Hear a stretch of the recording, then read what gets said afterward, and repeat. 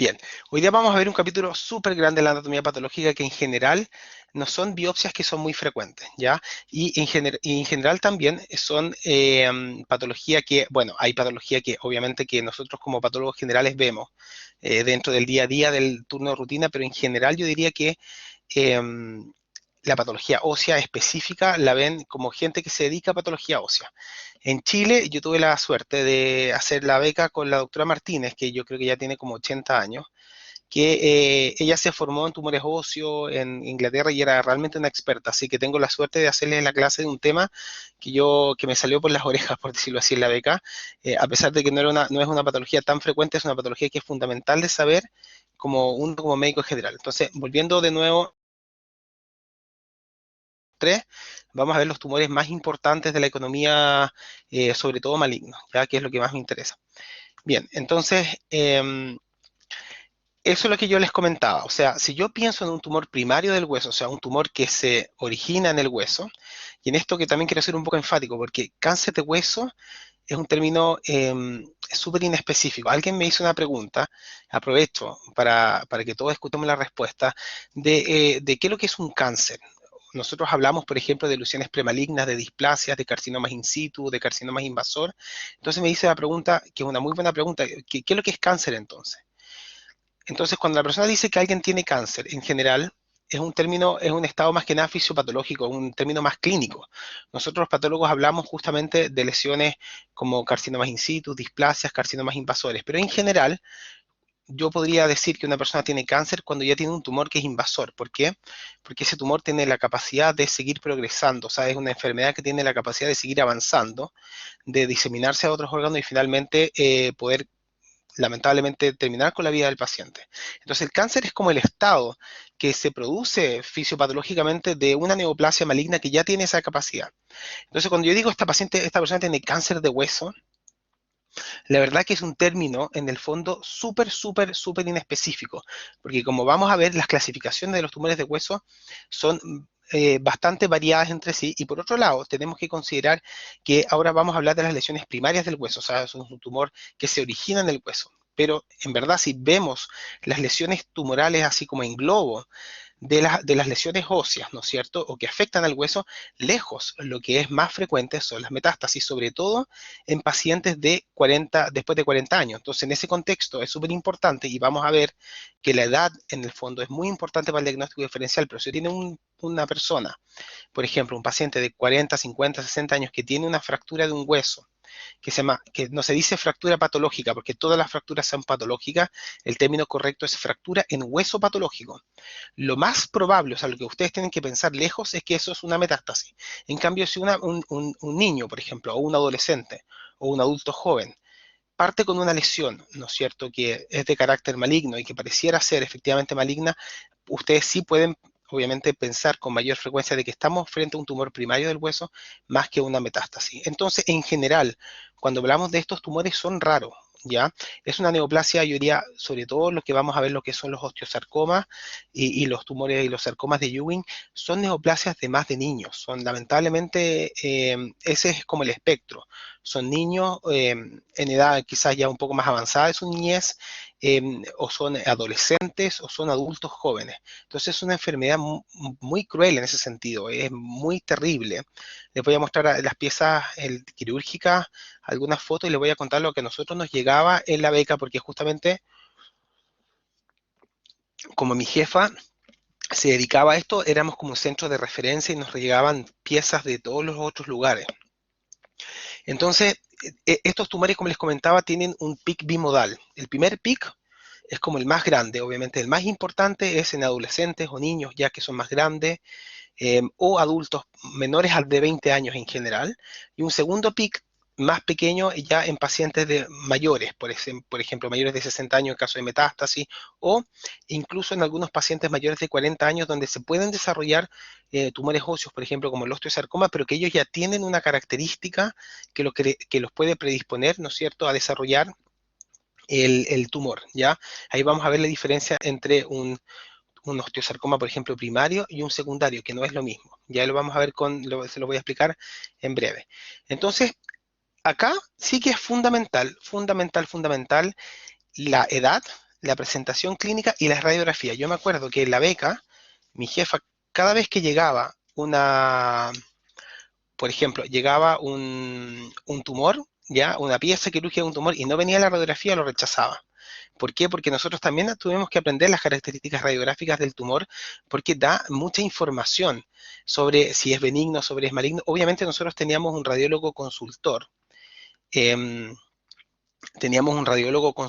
que nos veía obviamente todos los tumores óseos y un buen radiólogo es capaz de decirte con mucha probabilidad el tumor, porque en el fondo los tumores tienen, este capítulo es muy complejo, porque los tumores tienen, por ejemplo, ubicaciones diafisiarias, metafisiarias, epifisiarias, huesos largos, huesos cortos, cráneo, bóveda, entonces costillas, huesos de todos lados. Entonces, como la economía ósea es tan larga, entonces, hay tantos huesos, los tumores óseos tienen predilecciones por ciertos huesos y por no solamente por ciertos huesos, sino por ciertas posiciones en los huesos, si es deficiario, si es metafisiario, si compromete articulaciones o no, si compromete, por ejemplo, partes blandas o no. Entonces, cada tumor tiene su localización y también su edad de presentación. Entonces, un buen radiólogo, si toma la radiografía y ve, tiene esta localización, tiene este patrón radiográfico, tiene esta edad, tiene esta clínica, va armando un mapa, en el fondo, de cuáles son las posibilidades diagnósticas que le quedan y efectivamente te dice, mira, lo más probable es que esto sea esto, esto, esto,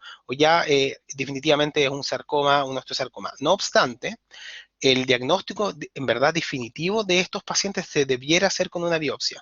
Se puede hacer una biopsia incisional y nosotros podemos hacer un diagnóstico. De hecho, eso es como el gold standard.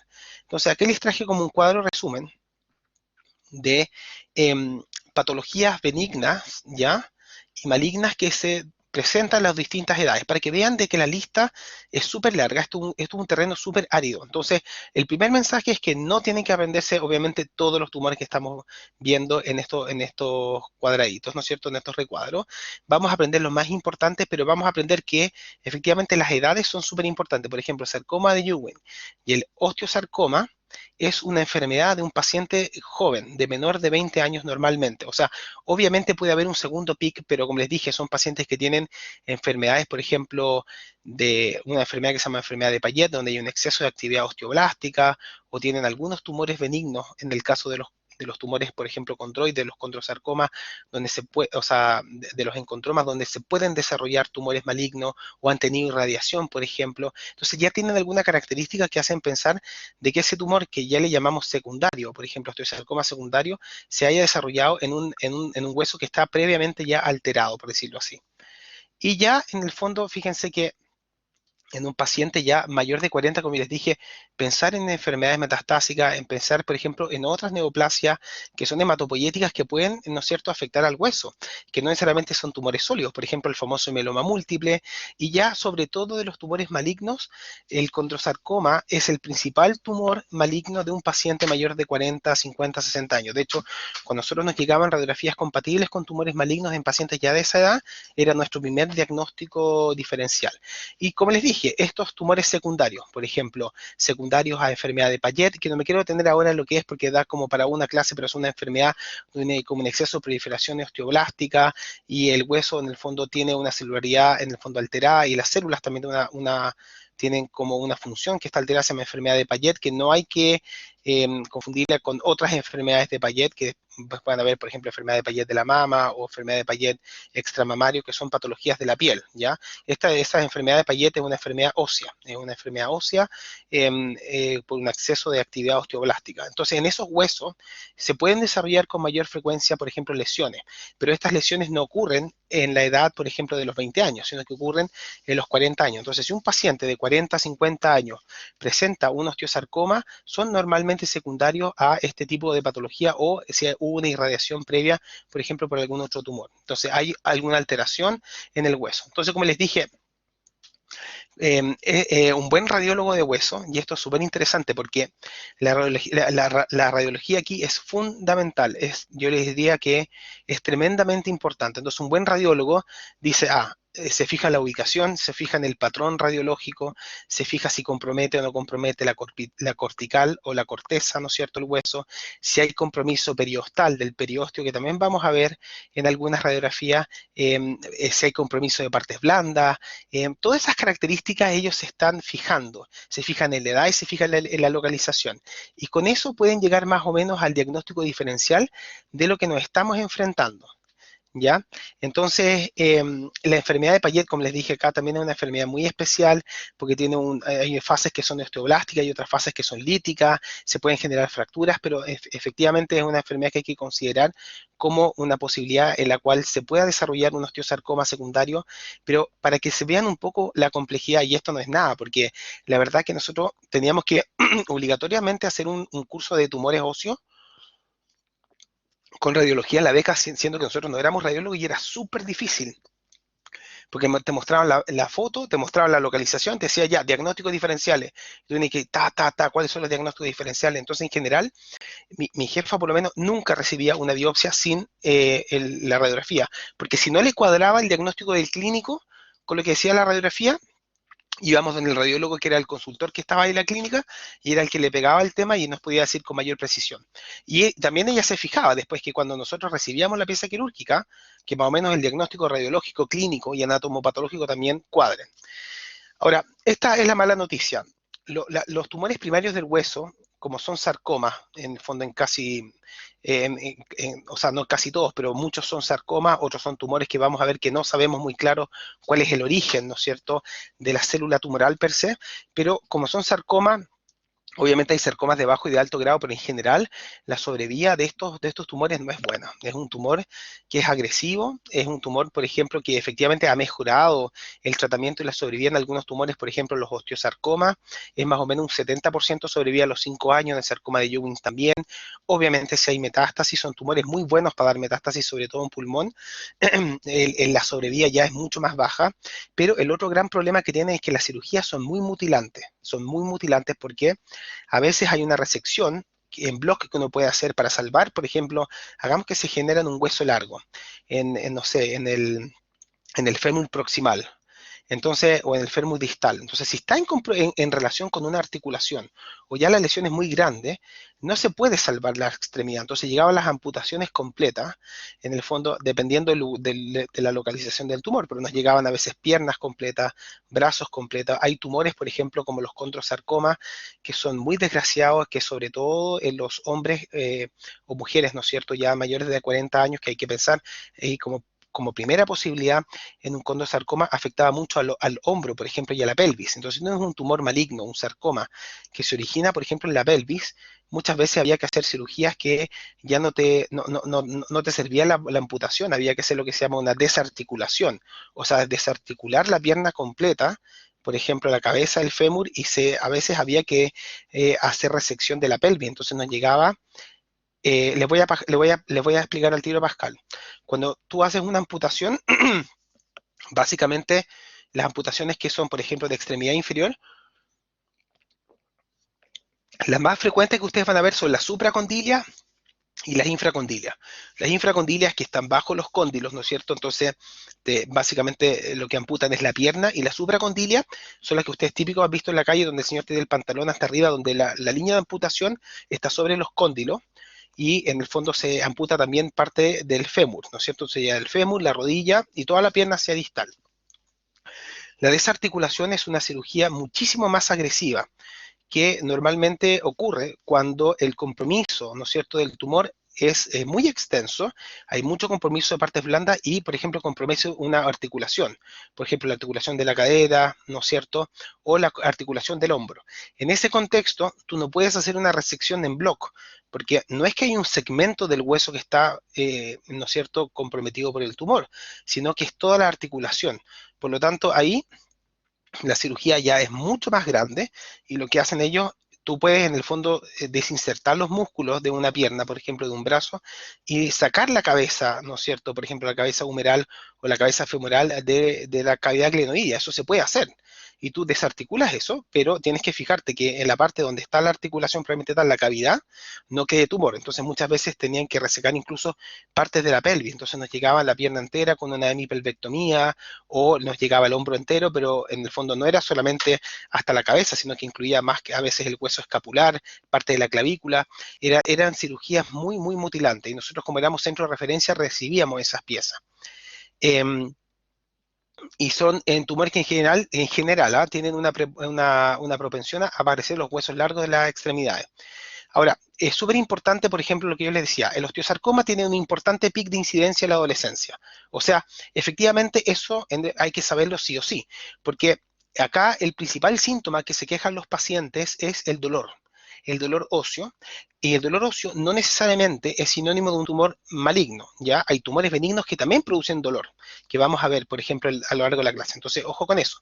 Pero si uno tiene la sospecha, por ejemplo, una alta sospecha de un tumor maligno, y tienes un paciente que es joven, que es adolescente, y tú, por ejemplo, vamos a ver alguna radiografía, ya uno ya tiene algún tipo de conocimiento, lo que tiene que sospechar en ese caso es que sea un osteosarcoma, ¿ya? En los osteosarcomas, sobre todo las ubicaciones son cerca de la rodilla. Por otro lado, el condrosarcoma, que es un tumor productor de matriz condroide, como su nombre, ¿no es cierto?, lo señala, afecta más a la pelvis, como ya les dije, y a las extremidades proximales en adultos que ya son mayores de 40 años, 50, 60 años. Ahora, obviamente lo que yo les comentaba, estamos hablando de tumores primarios, pero si usted está en un paciente, sobre todo que tiene antecedentes clínicos de una neoplasia previa y parte con dolor en el hombro y llega a la consulta a usted, doctor, me duele el hombro, me duele, por ejemplo, la columna, me duele el fémur y tiene un dolor, ¿no es cierto?, que es constante en el tiempo, que a veces no cede con analgésico y que incluso el dolor puede aumentar súbitamente porque puede haber ocurrido una fractura, ¿no es cierto? Ustedes tienen que sospechar ahí como primera opción, no que estamos frente a un tumor primario, ¿no es cierto?, del hueso, sino que estamos frente a una metástasis. Ahora, como les comentaba, los tumores benignos generalmente son asintomáticos, pero hay algunos que pueden producir dolor, lo vamos a ver ahí en detalle, y hay teorías de por qué se producen los dolores, ¿no es cierto?, en algunos tumores benignos. También pueden producir aumento de volumen. Y lo más importante, yo diría, es la fractura. La fractura, el término correcto, por favor no cometan este error, es fractura en hueso patológico. ¿Por qué? Porque antes, no sé si antes en el tiempo, pero yo escuché mucho esto en la beca y siempre había tirón de orejas para el que decía esto. Yo lo aprendí al principio, decía, doctora, el paciente presentó una fractura, llegaban a consultarnos o consultarle a ella, a mi jefa, los tumores, entonces llegaba el becado y decía, bueno, el paciente debutó, ¿no es cierto?, tiene 58 años, debuta con una fractura, ¿no es cierto?, patológica en el húmero proximal. Entonces, en verdad, ella decía, pero eso está mal. ¿Por qué? Porque todas las fracturas son patológicas, es un proceso, no es normal que se fracture un hueso. Pero en un hueso que tiene una reacción lítica, ¿no es cierto?, una lesión lítica, que es una lesión destructiva, que es secundaria a un proceso neoplásico y pierde su estructura, ¿no es cierto?, el andamiaje, por ejemplo, de la matriz que está mineralizada y todas las fibras colágenas, los huesos tienen una estructura súper específica. O sea, el hecho de que nosotros caminemos y no se produzcan fracturas es porque el hueso tiene el andamiaje, tiene la fuerza, tiene la capacidad, la morfología de poder resistir, ¿no es cierto?, esos pesos, esas cargas. Cuando hay un hueso que tiene una lesión lítica o tiene una lesión, por ejemplo, que deforma el hueso, que altera la distribución de las fuerzas, ¿no es cierto?, en los huesos, cuando uno va caminando, se puede producir una fractura perfectamente. Y el término correcto es fractura en hueso patológico, porque el hueso es el que tenía un proceso patológico, aparte de la fractura que es patológica, pues el término correcto es ese. Ahora, los tumores malignos, como les dije, ya el signo ya más importante es el dolor. El dolor dice, doctor, me duele mucho la pierna, me duele mucho el brazo, y este es un dolor que empeora en las noches y que no cede normalmente a analgésico. Eso es súper importante. Uno le puede decir al paciente, bueno, a ver, ¿qué pasa? Tomemos, por ejemplo, un analgésico, un AINE, ¿no es cierto?, aspirina. En Estados Unidos se ocupa mucho la aspirina como AINE, y es una cosa importante si sea o no sea la analgesia.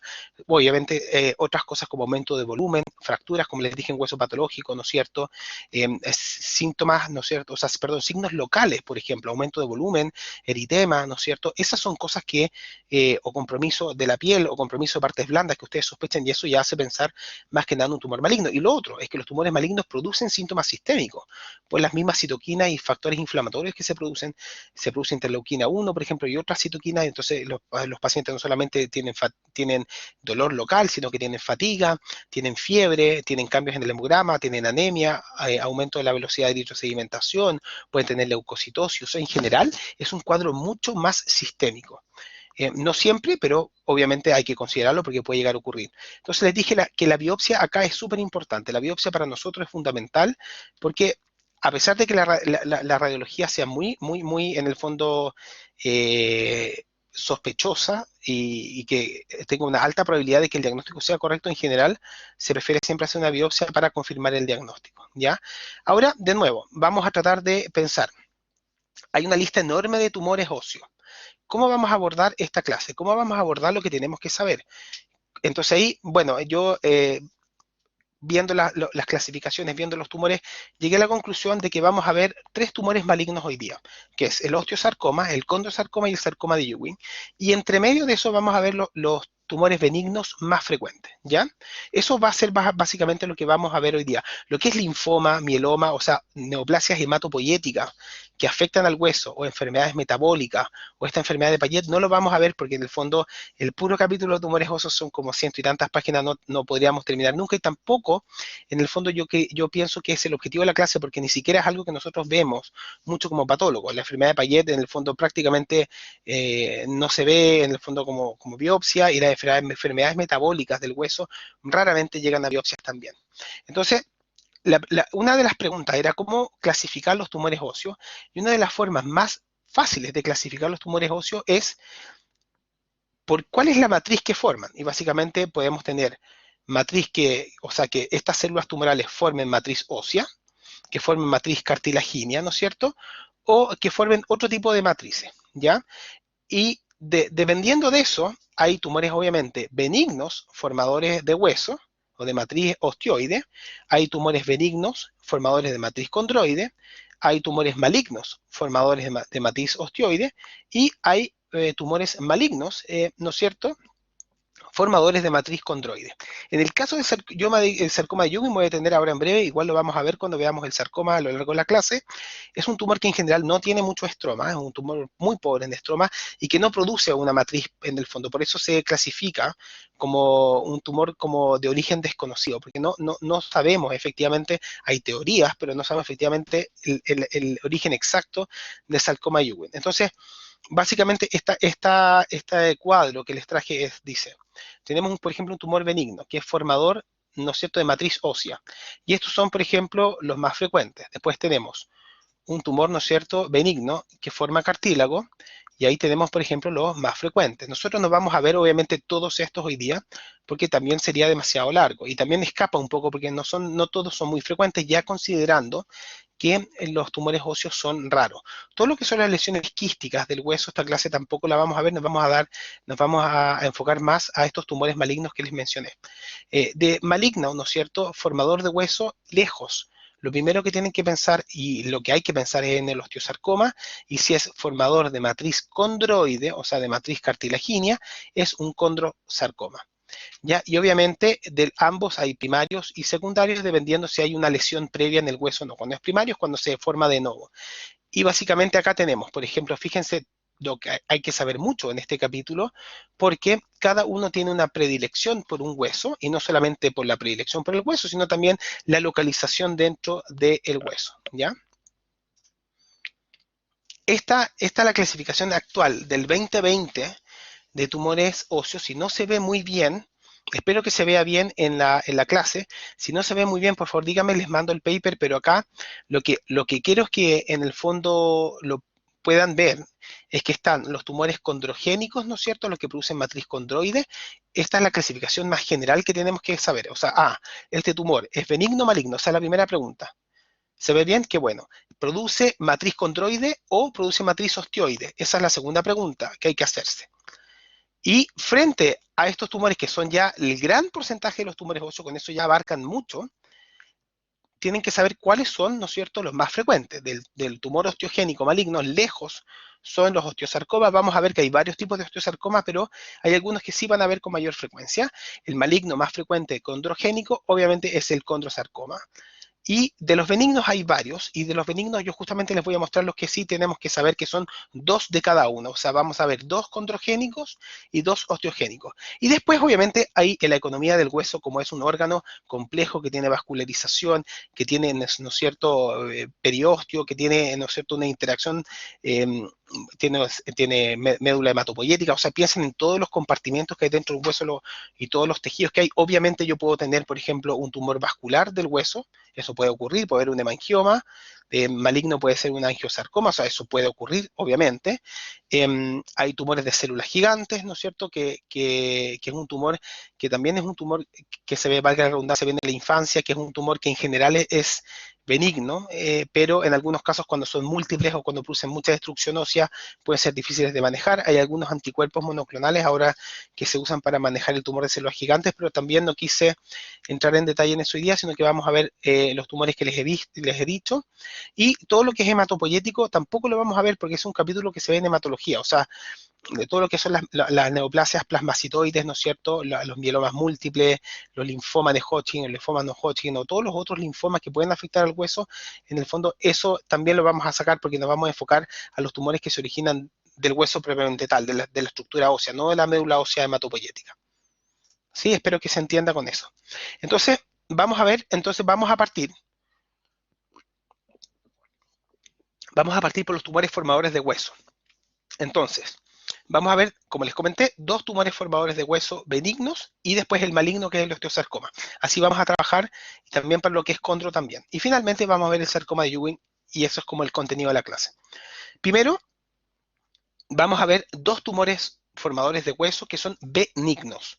Obviamente, si ustedes leen el nombre de la clase de tumores y nomenclaturas, van a entender que el osteoma osteoide y el osteoblastoma son tumores benignos porque no hay sufijo, no está la palabra sarcoma. Estos tumores son tumores productores de hueso. Y lo interesante es que esos tumores son muy parecidos, pero la diferencia que tienen son básicamente los tamaños, el sitio de origen y los síntomas, ¿ya? Es raro de que estos tumores tengan una transformación maligna. Y vamos a ver el primero de estos, que es el osteoma osteoide, que es una lesión benigna, que por definición es de menos de 2 centímetros de diámetro. Es súper común en adolescentes y en adultos jóvenes alrededor de los 50 años, y como en la mitad de los casos pueden comprometer la corteza, la cortical, ¿no es cierto?, de la tibia o del fémur, porque son más que nada de huesos largos, ¿ya? Pero a pesar de ser benignos, eh, duelen bastante, porque acá hay una proliferación osteoblástica. Como es un tumor benigno, son osteoblastos que normalmente son maduros, que no son malignos. ¿Cómo? No, no, no. Dije que el 50% de ellos comprometen la cortical de la tibia o el fémur más o menos. Es un tumor de gente joven, es más o menos de los 20 años. ¿Se acuerdan de la tablita que les mostré? Ahí también está en la tablita. El osteoma osteoide es un tumor de gente joven. Ahora, hay dolor muy importante, pero este dolor cede con los AINE. Y lo que se cree que ocurre es que estos osteoblastos que proliferan, porque es un tumor productor de matriz osteoide, ¿no es cierto? Entonces hay proliferación osteoblástica, que estos osteoblastos neoplásicos liberan un subtipo de prostaglandina, ¿no es cierto?, ahí en su proliferación, y esto es lo que produce, ¿no es cierto?, el dolor. Y no solamente eso, sino que cuando yo le inhibo, por ejemplo, con un AINE, ¿no es cierto?, bajo, ¿no es cierto?, las prostaglandinas, por el mecanismo de acción de los AINE, disminuye el dolor, ¿ya? Este tumor es súper característico a la radiología porque tiene como un borde esclerótico, o sea, de hueso reactivo alrededor de la lesión, y la lesión central se llama nido. Y el nido normalmente no mide más de 2 centímetros de eje mayor. Eh, ¿Cómo se ve entonces la osteomastoidea en la osteología? Es tejido fibroconectivo vascularizado donde hay hueso inmaduro, porque hueso inmaduro no me refiero a que sea inmaduro en el sentido de que las células sean neoplásicas inmaduras, sino que no necesariamente, sino que el patrón del hueso que se produce está como desordenado, es como microtrabecular. Obviamente si tenemos una proliferación, ¿no es cierto?, como osteoblástica, ¿no es cierto?, que está produciendo matriz ósea, igual hay un desorden en la proliferación. Y si hay un desorden en la proliferación en la matriz, ¿no es cierto?, que estos osteoblastos van a depositar, también va a ser una matriz como media desordenada, por decirlo así. Entonces, ese tipo de hueso que tiene un patrón, ¿no es cierto?, de tipo, da lo mismo, pero se llama microtrabecular, en el fondo, no es tan importante eso. Ese patrón, ¿no es cierto?, de depósito de matriz, efectivamente remedia un poco a los huesos que son más inmaduros en el desarrollo. Ahora, es importante recalcar que acá los osteoblastos, que son los que proliferan, no presentan pleomorfismo nuclear, no presentan mitosis atípica, por lo tanto es un tumor de súper buen pronóstico, es un tumor donde la resección se puede hacer perfectamente muy conservadora, se puede hacer una resección en bloc o un curetaje de la lesión, y estos pacientes en general no recidivan con una gran frecuencia y andan bien clínicamente. Ahora, el segundo tumor que vamos a ver, benigno, es el osteoblastoma. ¿Se acuerdan que les dije que era muy parecido? Son efectivamente muy parecidos. Es muy parecido al osteoma osteoide, pero su potencial de crecimiento no es tan limitado. O sea, no es que tenga un nido, ¿no es cierto?, medio radiolúcido con un borde esclerótico de hueso o reactivo, que ha reaccionado al hueso alrededor de la lesión. Este tumor no tiene ese potencial chiquitito o de crecimiento limitado como el osteoma osteoide. Entonces, generalmente, el punto de corte son 2 centímetros. Entonces, hay muchos autores que dicen, ya, no nos vamos a complicar la vida. Osteoma osteoide menor de 2 centímetros, o sea, lesión menor de 2 centímetros que parece un osteomastoide, es un osteomastoide. Lesión mayor a 2 centímetros, ¿no es cierto? Con esas características, vamos a ver que no son exactamente las mismas, pero parecidas, se clasifica como osteoblastoma. Generalmente involucran el esqueleto axial, no sé si sabe la diferencia entre uno es el esqueleto apendicular, ¿no es cierto?, que son nuestras extremidades, y el otro el esqueleto, ¿no es cierto?, axial, que son las vértebras, ¿no es cierto?, la parte de las costillas, ¿no es cierto?, todo eso es el esqueleto axial. Está el esqueleto apendicular, ¿no es cierto?, y el esqueleto axial. Entonces, este es un tumor más de los pedúnculos vertebrales y de los arcos, por ejemplo, de las costillas, ¿ya? Es un tumor, ¿no es cierto?, más del esqueleto axial. Ahora, produce dolor, ¿eh? Este tumor, a diferencia del osteomastoide, duele mucho, puede doler de noche, y a diferencia del osteomastoide, no responde a los AINES, la razón no está clara, no la puede encontrar en la literatura, no tiene aparentemente la misma fisiopatología de la prostaglandina que el otro, pero eso sí, todos los libros lo describen, que en general este es un tumor doloroso, por ejemplo, de una vértebra, pero que no responde tan bien a los antiinflamatorios no esteroidales. Entonces, aquí vamos a ver una foto, ¿no es cierto?, de este tumor del osteoma osteoide. Entonces, es un tumor benigno osteoblástico que tiene este nido central, que yo les dije que tiene estas trabéculas. Estas trabéculas óseas, vamos a ver la aquí. Ok. Entonces, esto es la... Hoy, perdonen, ahí sí. Ahí está. Bien. Ok, entonces vamos a separar acá.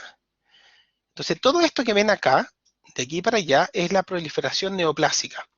Es lo que está produciendo, ¿no es cierto?, estas trabéculas óseas que ustedes ven acá, que están obviamente compuestas por matriz osteoide y que tienen, si yo la pudiera aumentar, tienen un ribete de puros osteoblastos que están rodeando, ¿no es cierto?, estas trabéculas, y estas trabéculas son desorganizadas, no parecen trabéculas como muy normales en ese sentido.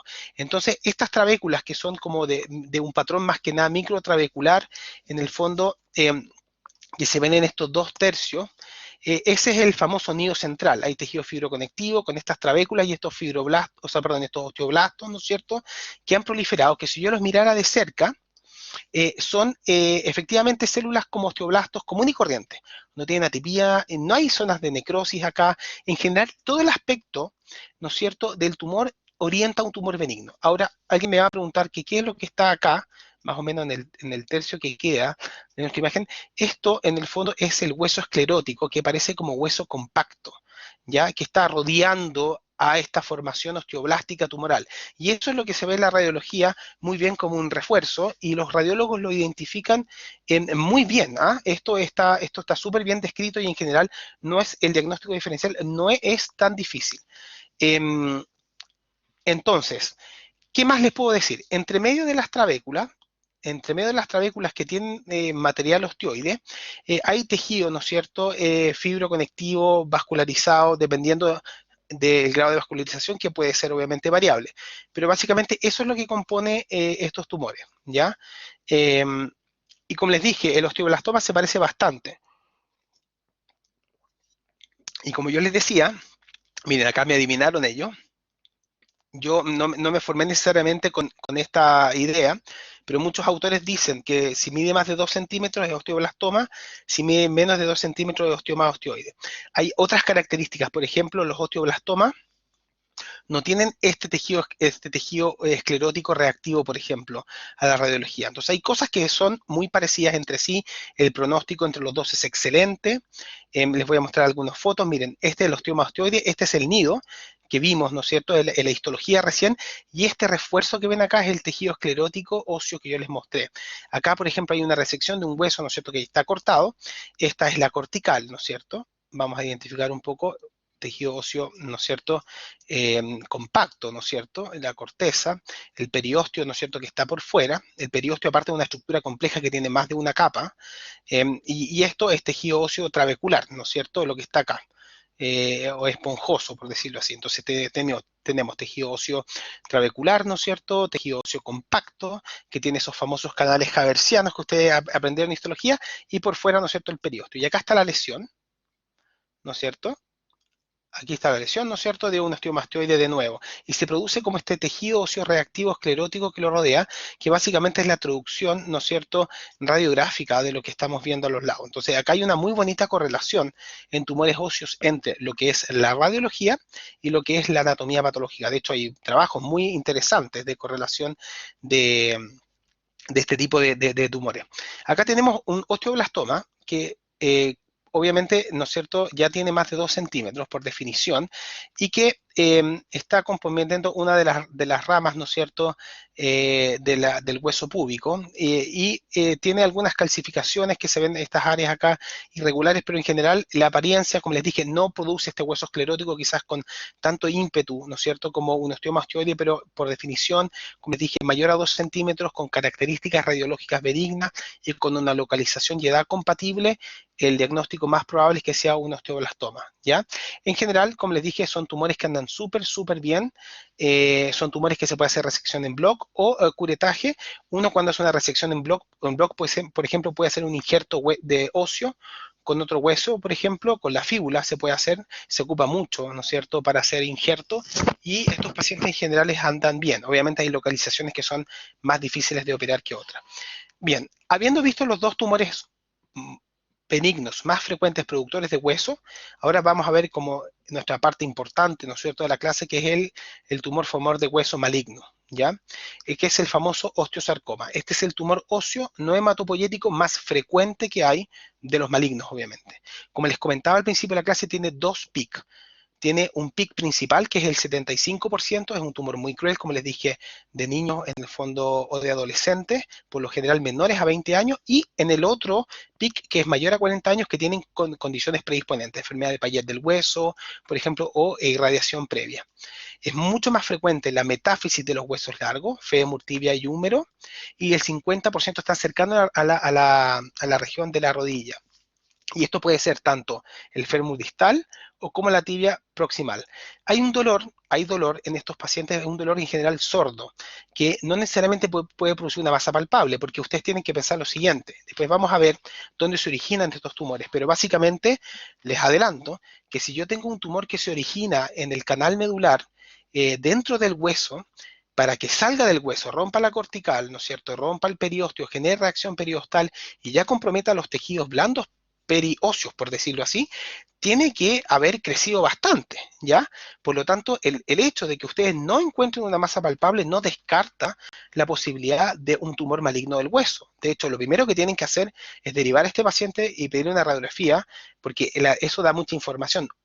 Obviamente hay exámenes hoy día mucho más modernos que antes no estaban disponibles. Ustedes saben, con los TAC multicorte tú puedes reconstruir 3D la lesión, se puede ver si hay compromiso vascular o no, cuando hay compromiso de partes blandas, lo que sirve para planificar una mejor cirugía. Hay resonancias que con los distintos secuencias pueden ver si hay, ¿no es cierto?, tumores, por ejemplo, que tienen imágenes hiperintensas en una determinada secuencia, si es más de tipo, por ejemplo, de un tipo u otro. O sea, se pueden hacer diagnósticos diferenciales con radiología hoy día mucho, pero lo primero que uno parte para hacer el estudio es la radiología convencional, ¿ah? Eso es una de las cosas que yo diría que obviamente hay exámenes que están matando a la radiología convencional, pero yo creo que en esto nunca va a morir la radiología convencional porque es demasiado importante.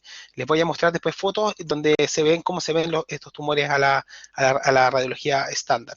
Entonces, obviamente estamos hablando de un tumor maligno, ¿no es cierto? Ya no es un tumor bien delimitado, ¿no es cierto?, con un borde esclerótico, o es un tumor, ¿no es cierto?, que está contenido dentro de la cortical. Aquí cambia, ¿no es cierto?, nuestro panorama por el comportamiento biológico del tumor. Hay osteolisis, ¿no es cierto?, hay lisis ósea, hay destrucción ósea, hay bordes infiltrativos, hay evidencia de formación, obviamente, de hueso de neoformación reactivo, que obviamente trata de defenderse un poco, de contener la formación tumoral, por decirlo así, pero no solamente hay eso, hay reacción del periósteo, el periósteo se levanta. No, el dolor no se da mucho con los AINES, es un dolor sordo, y si ustedes tienen alguna duda, y acá, qué bueno que me preguntaste, Isidora, porque hay una cosa que los papás preguntan siempre y que les da, pero así como pavor a los papás, que preguntan mucho al pediatra, dice, doctor, mi hijo está obviamente en periodo de crecimiento, ustedes saben cuando está el periodo de crecimiento del cartílago está abierto, hay proliferación, porosificación y todo, entonces se producen quizá alguna citoquina y puede producir dolor. El dolor del crecimiento existe. Entonces, yo me acuerdo, incluso mi hijo tiene 10 años, pero hace un par de años él tenía dolor óseo y yo estaba en el fondo ya saliendo de esta beca con máxima con mi jefa en esta cuestión, que todo lo que yo vi, entonces yo obviamente que me urgí, pero después cuando le dolían varios huesos, averigüé bien el tema, si existía el dolor del crecimiento y efectivamente existe. Entonces, en general, estos son dolores focalizados en un hueso, el hueso obviamente que está comprometido. Y son dolores que ya cuando son muy intensos y si ahora no ceden muy bien a los antiinflamatorios.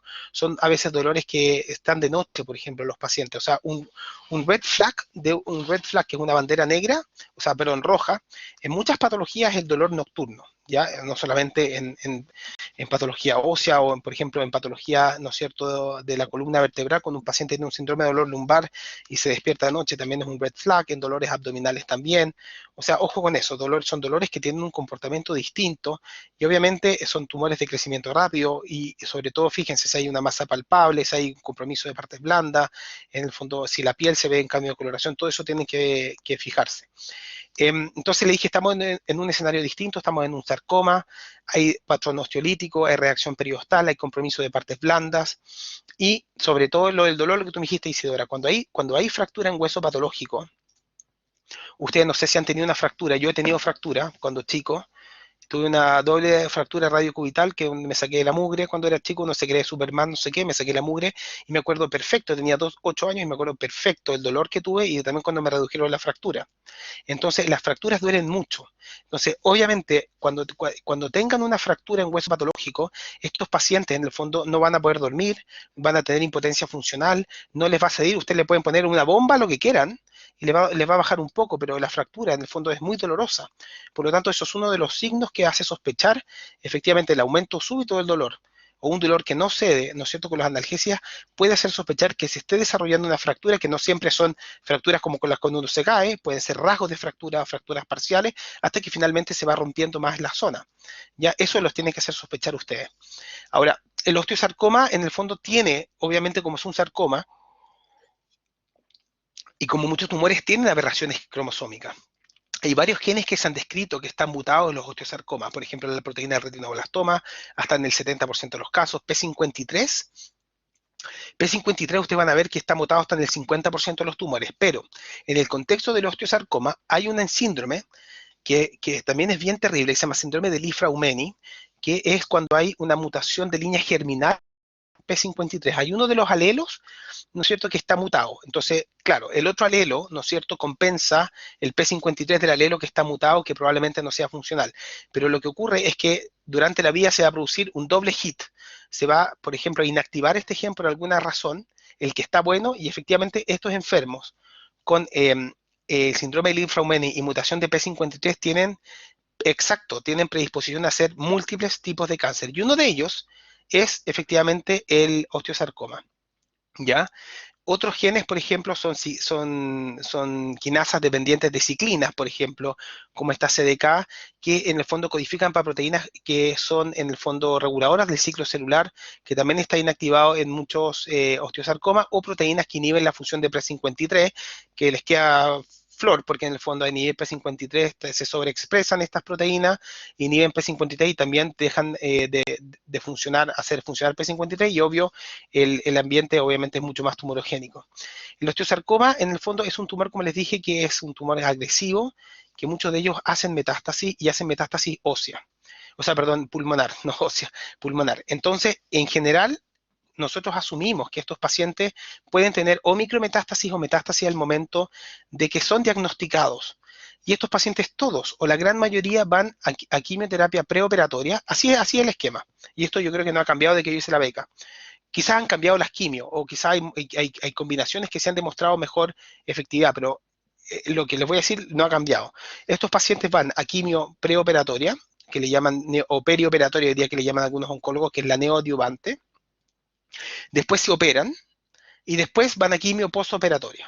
Obviamente en toda la etapificación del paciente es muy importante saber si hay metástasis pulmonares o no, porque si hay metástasis pulmonares el pronóstico baja como al 20%, es súper ominoso, es como a los 5 años como en la sobrevida es como un 20%. Si no hay metástasis y hay una buena resección y hay otro parámetro que les voy a decir justo ahora, el pronóstico puede ser entre un 70% a los 5 años, ¿ya? Ahora, ¿cómo funciona esto? A los pacientes les dan la quimio y se operan. Y después a nosotros nos llega la amputación o la pieza quirúrgica. Nosotros tenemos que mapear todo ese tumor, te le voy a explicar después cómo se hace, y evaluar pedacito por pedacito por pedacito de todo el tumor. Esto lo hacía mi jefa, a mí no me dejaba hacerlo, yo le podía ayudar, pero era mucha responsabilidad y sobre todo para un becado, entonces ella evaluaba todos los pedacitos del tumor y calculaba el porcentaje de necrosis que tenía ese tumor, porque ¿cuál es la idea de darle quimio a un paciente que se muera las células, porque se muera el tumor? Entonces, la idea de darle quimio neoadyuvante a este paciente es tratar de reventar la mayor cantidad de tumor posible. Y ella calculaba qué porcentaje de todo el tumor efectivamente tenía necrosis. Bueno, cuento corto, en aquellos pacientes que tienen más de un 90% del tumor necrótico, luego de la resección, en general tienen mucho mejor pronóstico que los que tienen menos. Ante el punto de corte puede haber sido 85%, pero hoy día es un 90%. Le voy a explicar después cuando veamos fotos cómo se hace este mapeo, que era bien difícil. Ahora, hay varios tipos de osteosarcoma. Los osteosarcomas, como les dije, pueden ser de alto grado, peor pronóstico, y hay algunos osteosarcomas que son en el fondo de bajo grado y que en general su comportamiento no es tan agresivo. Ahora, los osteosarcomas básicamente en el fondo se clasifican en dos grandes grupos. Los centrales, o sea, vale decir, se originan dentro de la cavidad medular del hueso, o los que están en el fondo en la superficie del hueso, que le llamamos osteosarcomas superficiales. Dentro de los centrales, que están en la cavidad medular, tenemos el osteosarcoma convencional intramedular, que es un tumor de alto grado y en general es el más frecuente de los osteosarcomas. O sea, ese tumor se origina en el canal medular o intramedular, ¿no es cierto? Después, efectivamente hay un osteosarcoma central, que es también de la cavidad medular, que es de bajo grado, o sea, no todos son de alto grado, pero son poquitos, ¿ah? Sí, ya te voy a explicar, Pascal, dame un segundo, pero súper buena pregunta. Y después hay un tercer tipo de osteosarcoma central que se llama telangiectásico, que en general es un osteosarcoma que tiene mucho componente vascular, de ahí viene el nombre de telangiectásico, pero es un osteosarcoma bien agresivo. Y después están los osteosarcomas de superficie, o sea, que no se originan en el canal medular, y ahí tenemos dos tipos de osteosarcoma, el paraostal y el periostal. Y la verdad que suena como un poquitito confundente esto, pero el paraostal es un osteosarcoma que se origina entre la capa externa fibrosa del periósteo, o sea, que se origina, perdón, no entre, en la capa externa fibrosa, o sea, el periósteo en el fondo en general tiene varias capas, y una de las capas que son como importantes es la capa más externa, que es una capa fibrosa del periósteo. Entonces, este tumor aparentemente se origina, lo que dicen los textos, lo que dice la literatura es que se origina el paraostal en la capa externa y fibrosa del periósteo y tiene como envolver al hueso, como le llaman los gringos, hace como un wrap, como que te envuelve el hueso. Y después está el osteosarcoma, ¿no es cierto?, que es el periostal, como que está en el fondo eh, peri por decirlo así, alrededor del periósteo, valga su redundancia, porque el periósteo se llama periósteo también porque va rodeando el hueso, es un tumor que se origina entre la cortical y el periósteo. ¿Se fijan? Está más abajo, por decirlo así. Periperiosteal. Está bueno, está buena está bueno. Pero la cosa es que el osteosarcoma paraostal tiene mejor pronóstico que el osteosarcoma periostal, porque el periostal, en el fondo, lo que se ha visto y lo que uno ve normalmente en la anatomía patológica es que son células como más agresivas, tienen más atipía, tienen más necrosis, tienen más mitosis, o sea, el periostal en general, en el fondo, no es un tumor o sea, ningún osteosarcoma es de buen pronóstico, nadie quiere tener un osteosarcoma, pero entre el paraostal y el periostal, el que tiene mejor pronóstico es el paraostal. El periostal en general tiene células más atípicas y tiene un patrón morfológico en el fondo más agresivo, ¿ya? Y el último osteosarcoma que hay de superficie se llama osteosarcoma de superficie de alto grado, que es igual al osteosarcoma convencional intramedular. O sea, son ambos tumores de alto grado y en general que, como les dije, de un pronóstico que no es muy bueno. Ahora, ¿cómo se ven los osteosarcomas? Son masas abultadas, voluminosas, blanquecino grisáceas, que tienen ya, ustedes ya saben, pues hemorragia, degeneración quística por áreas necróticas. Obviamente, si me llega la pieza de amputación, me voy a fijar si hay destrucción cortical, formación de masa en tejidos blandos y extensión masiva, porque también se pueden diseminar por el canal intramedular. Y estas células neoplásicas ya son células, ya no son estos osteoblastos bonitos de los tumores benignos, ya son células bizarras, células multinucleadas, marcado pleomorfismo nuclear celular, mitosis atípica, penetración linfovascular, todas las que tiene de un tumor maligno de alto grado. Eh, ok, un detalle importante es, ya, estamos hablando de un tumor formador de hueso. Entonces, el criterio para efectivamente poder sellar el diagnóstico de un osteosarcoma es que estas células, en el fondo que yo voy a ver atípicas en el tumor, efectivamente produzcan matriz osteoide, mineralizada o no, pero tiene que ser productor de matriz osteoide. Ahora, pueden haber osteosarcomas tan pobremente diferenciados que eso cueste mucho identificarlo. Por eso eh, es importante que estas biopsias la vea, ojalá un patólogo de hueso, o sea, un osteosarcoma. Sí, yo preferiría que sí.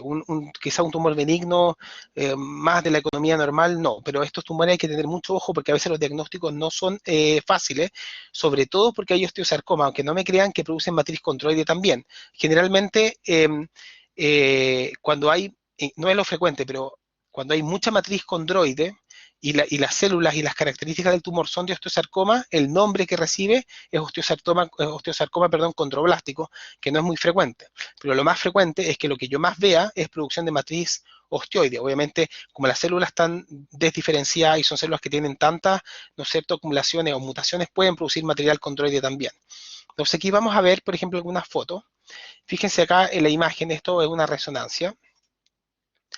Eh, Acá tenemos la cabeza del húmero y en el húmero proximal nosotros tenemos este tremendo tumor, ¿no es cierto?, que está acá, que ya compromete las partes blandas. Fíjense cómo se sale acá de la cortical. Esta la cortical se sale para afuera, ¿no es cierto? Es un tumor también que se está diseminando por el canal medular, ¿no es cierto?, que ha comprometido la cortical y que ya se ha expandido a los tejidos blandos. O sea, en un paciente joven, ¿no es cierto?, los diagnósticos diferenciales pueden ser quizá un sarcoma de Ewing, pero en el fondo esta imagen que le estoy mostrando no es de un tumor benigno, o sea, no hay ningún tumor benigno en la economía en general que produzca esta imagen. Y acá, sí, sí, la verdad que son tumores muy... Fíjense acá, como yo les comentaba, ¿alguien me puede decir qué es lo que es esto que estoy poniendo en azul? Esta es la tibia, esta es la tibia. Perdón, me sale un poco grande. Si esta es la tibia, esto es proximal, ¿no es cierto? Esto es distal. Aquí está el pie, ¿no es cierto? Y acá está el fémur, ¿no es cierto? Aquí está la articulación de la rodilla y acá está el cartílago de crecimiento, fíjense. ¿Se ven? ¿Se fijan o no? Son tumores de niños, o sea, de adolescentes o de niños, más que nada. Entonces, acá tenemos un gran compromiso lítico, ¿no es cierto? De nuevo, a nivel de la cavidad medular, pero acá, si ustedes se fijan un poco más, se interrumpe la cortical. Está acá la línea y acá se pierde, y acá se sale el tumor por acá. Se ve claramente. Y este tumor, mírese, 44 centímetros, o sea, 44, en verdad no son, es 4,4 centímetros. ¿Ah? Ese es porque más o menos una tibia no da de otra forma. Pero si yo tengo un tumor que efectivamente está comprometiendo ya esta zona del hueso, a veces, como les dije, es muy difícil hacer una cirugía que sea convencional. Claro, 44 fue un lapsus, lo que pasa es que acá no le pusieron la coma. Pero efectivamente a veces es muy difícil. Tú puedes tratar de hacer una resección en bloque y tratar de poner una prótesis. A veces se pueden hacer prótesis también. El problema es que estos huesos, como están muy dañados y hay mucha inflamación y necrosis, cuesta a veces de que quede firme el hueso abajo para poner la prótesis. Entonces, en general, si ustedes me preguntan a mí, em, dice 7,44. A ver, no. Ah, porque se me olvidó el 7. Eso puede ser. Eso puede ser, eso Isidora. Yo no lo veo, pero puede ser. Puede ser perfectamente diga 7,44. Lo tendría que ver mejor en la página, pero puede ser. Eh, como les dije, hoy día hay una especialidad dentro de la traumatología y ortopedia que es onco. Hay cirujanos que se dedican a operar estos pacientes, tanto adultos como niños. Yo tuve la suerte de formarnos con uno porque efectivamente nosotros le íbamos a ver las biopsias, las rápidas y todo, íbamos al Instituto Traumatológico, que es donde se operan estos pacientes. Eh, o sea, no solamente se operan ahí, pero ahí es un centro grande de tumores óseos. Y es una especialidad hoy día. Es una cirugía muy compleja. Fíjense que este es del húmero. Fíjense cómo quedó la pobre cabeza humeral acá y cómo el tumor efectivamente, fíjense las zonas de hemorragia y necrosis, en el fondo que están acá también, cómo se disemina este tumor por el canal medular, ¿no es cierto? Es terrible, cómo rompe la cortical, y como que produce un abombamiento incluso, y ya en el fondo del tumor absolutamente comprometió todo lo que son las partes blandas, ¿no es cierto? Periósea, músculos, vasos, ¿no es cierto? Nervio, tejido adiposo, o sea, esta parte ya es insalvable desde el punto de vista quirúrgico, o sea, hay que hacer una resección adecuada con un margen en el fondo distal que por lo menos me permita decir de que hay un borde que está libre de tumor, ¿ya? Eso es súper importante. Estos tumores, como son grandes, son piezas grandes, son difíciles de cortar. No se pueden cortar con una navaja como un tumor, como un tejido. Nosotros teníamos una sierra grande, entonces había que dejarlo de calcificación, se cortaba, y ahora les quiero explicar lo del mapeo. Se cortaba longitudinalmente, ¿no es cierto? Y te quedaba como esto. Y cortábamos esta tapita, que era para ver el borde, y después veíamos efectivamente si acá había tumor. Pero para mapear el tumor, que yo les dije que lo más importante, necesitas hacer una lonja de este tumor que no sea muy gruesa, que tenga aproximadamente 3-4 milímetros de espesor para que te quepa en el cassette el tejido. Entonces, básicamente se sacaba una fotocopia del tumor y se le hacían así, puras líneas así, y se cuadriculaba así. Cada uno de estos era un cassette donde tú pones el pedacito, ¿no es cierto? Y este, por ejemplo, este es el 1, este es el 2, este es el 3. Entonces así lo vas mapeando. Este es el 4, este es el 5, y acá está el cassette, este es el 1, pones el pedazo 1 y así. Vas haciéndolo con todo el tumor, no te puede quedar ni un solo pedazo afuera. A veces eran 50, 60 cortes. Es mucho trabajo eso para el patólogo, porque un patólogo en el fondo se puede demorar 2 horas en ver esto y en 2 horas te saca miles de otras biopsias, a veces en un servicio. Entonces es un trabajo que es muy trabajoso, ¿ah? Es muy, muy, muy, muy intenso el trabajo. Entonces se mapeaba así, fíjate, así se mapeaba el osteosarcoma. Y después, ¿no es cierto?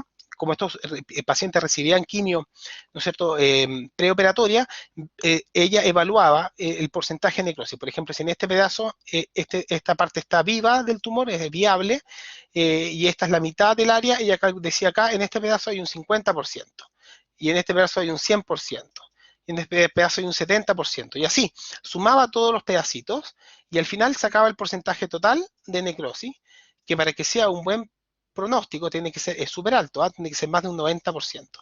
Entonces, para que tenga buen pronóstico el paciente. Entonces, era una cosa súper difícil. Acá tenemos otras piezas, fíjense el tumor de nuevo. Eh, el tumor ya efectivamente ha roto la cortical, ¿no es cierto? Tiene expansión por el canal medular, se fijan, más o menos el tumor llega por acá. Acá hay un buen borde, ¿ah? Esto es 1 centímetro, es más o menos un cuadradito. 1, 2, 3, 4, 5, 6. Acá hay por lo menos hay 6 centímetros de margen. Lo más probable es que este borde obviamente está negativo. El borde proximal me da lo mismo porque ya perdiste en el fondo todo perdiste la articulación, por decirlo así. Obviamente, si hay sospecha que hay compromiso de los huesos que comprometen hacia proximal, ¿no es cierto?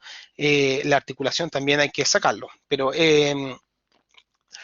En este caso es de nuevo, un tumor, fíjense lo agresivo que es el tumor, ha destruido todo el hueso, ha comprometido efectivamente todas las partes blandas, ¿no es cierto? Ha generado una gran masa, hay áreas de hemorragia, posiblemente que haya áreas necróticas, y esta es la superficie, supuestamente, este es el fémur distal, ¿no es cierto? Entonces esta es la superficie de cartílago hialino, que es lo poco que quedó del tumor, ¿ya? Eh, de nuevo, fíjense la diferencia entre un tumor, por ejemplo, de alto grado, ¿no es cierto? Un osteosarcoma de alto grado que tiene células atípicas, ¿no es cierto? Muy grandes, muy bizarras, algunas de ellas multinucleadas, algunos cuerpos apoptóticos, ¿no es cierto? Un tumor a veces medio fusado, como cualquier sarcoma, pero una imagen de un tumor de alto grado versus, por ejemplo, un tumor de bajo grado, que en este caso es un sarcoma condroblástico, que les dije que produce mucha matriz condroide. Todos los que cachan, saben un poco más de histología o se acuerdan, esto es matriz condroide, se ve por el color, ¿no es cierto? Las células en su matriz. Como les dije, hay osteosarcomas que sí pueden producir matriz condroide, pero acá también vemos grupos de células tumorales también propiamente tal, fusadas, ¿no es cierto? Que obviamente las citologías se van a ver más blandas que el de alto grado, ¿ya? Entonces, efectivamente, hay mucha diferencia entre un osteosarcoma de alto y de bajo grado a la histología y al pronóstico también. Acá, por ejemplo, tendremos de nuevo, en los osteosarcomas habíamos dicho que lo más importante era fijarse también si producía matriz ósea, y acá tenemos, fíjese, estas trabéculas que son muy como alteradas en su morfología, son muy irregulares, que están acá. La imagen es mucho más desordenada que en el osteoma osteoide o en el osteoblastoma, y entre medio de estas trabéculas que pueden o no tener mineralización, eh, están estas células, ¿no es cierto?, que son las células tumorales, que son células fusadas, atípicas, con todas las características que ya les dije. Eh, entonces, básicamente, a diferencia del osteoma osteoide, acá el espacio entre las trabéculas está conformada por células que tienen esta morfología, si es de alto grado, y con células un poquitito más blandas en citología, si son que es más de bajo grado. Pero con esta imagen el diagnóstico ya está hecho, es un tumor que produce matriz osteoide y que tiene células que en el fondo de características sarcomatoides, o sea, de aspecto sarcomatoso, ¿ya? Eh, Eso es básicamente. Ahora vamos a ver los tumores formadores de cartílago, que es un capítulo, yo diría que más corto. Los tumores formadores de cartílago son frecuentes, y dentro de los tumores óseos son bastante frecuentes, tanto benignos como malignos. Y vamos a ver de nuevo, vamos a ver dos tumores benignos y el tumor maligno. El primer tumor que vamos a ver se llama osteocondroma, que es el tumor óseo benigno más frecuente. Y básicamente esto es como una protrusión ósea. Se los voy a mostrar en la radiografía, pero es como una protrusión. Imagínense como un champiñón, por decirlo así, burdamente hablando, que protruye en el fondo de la cortical del hueso y está tapizado, o sea, tiene un capuchón de cartílago, que es un cartílago que es normotípico, no es un cartílago atípico, porque si no sería tumoral maligno, ¿ya? El 85% de estos tumores son esporádicos y son solitarios. Ahora, el resto pueden ocurrir en algunos síndromes genéticos que producen osteocondromas múltiples. Y este síndrome se llama síndrome de exostosis múltiple hereditario, que tiene herencia autosómica dominante. Estos enfermos hacen múltiples osteocondromas, ¿ya? Algunos osteocondromas se pueden malignizar, sí, puede ocurrir, ¿ya? Por lo tanto, un paciente que tiene tantos tumores, por ejemplo, les voy a mostrar después algunas fotos también, tiene más riesgo, obviamente, de una transformación maligna. Ahora, los que son solitarios, que son el gran porcentaje, como les dije, que eran esporádicos y solitarios, es un tumor más que nada de la adolescencia tardía, o inicio de la vida adulta joven, o sea, es un tumor de gente joven. Y los múltiples obviamente molestan, obviamente se pueden fracturar también, entonces generalmente los diagnósticos se hacen, ¿no es cierto?, más que nada en la infancia, porque también protruyen, o sea, en el fondo es mucho más notorio desde el punto de vista clínico.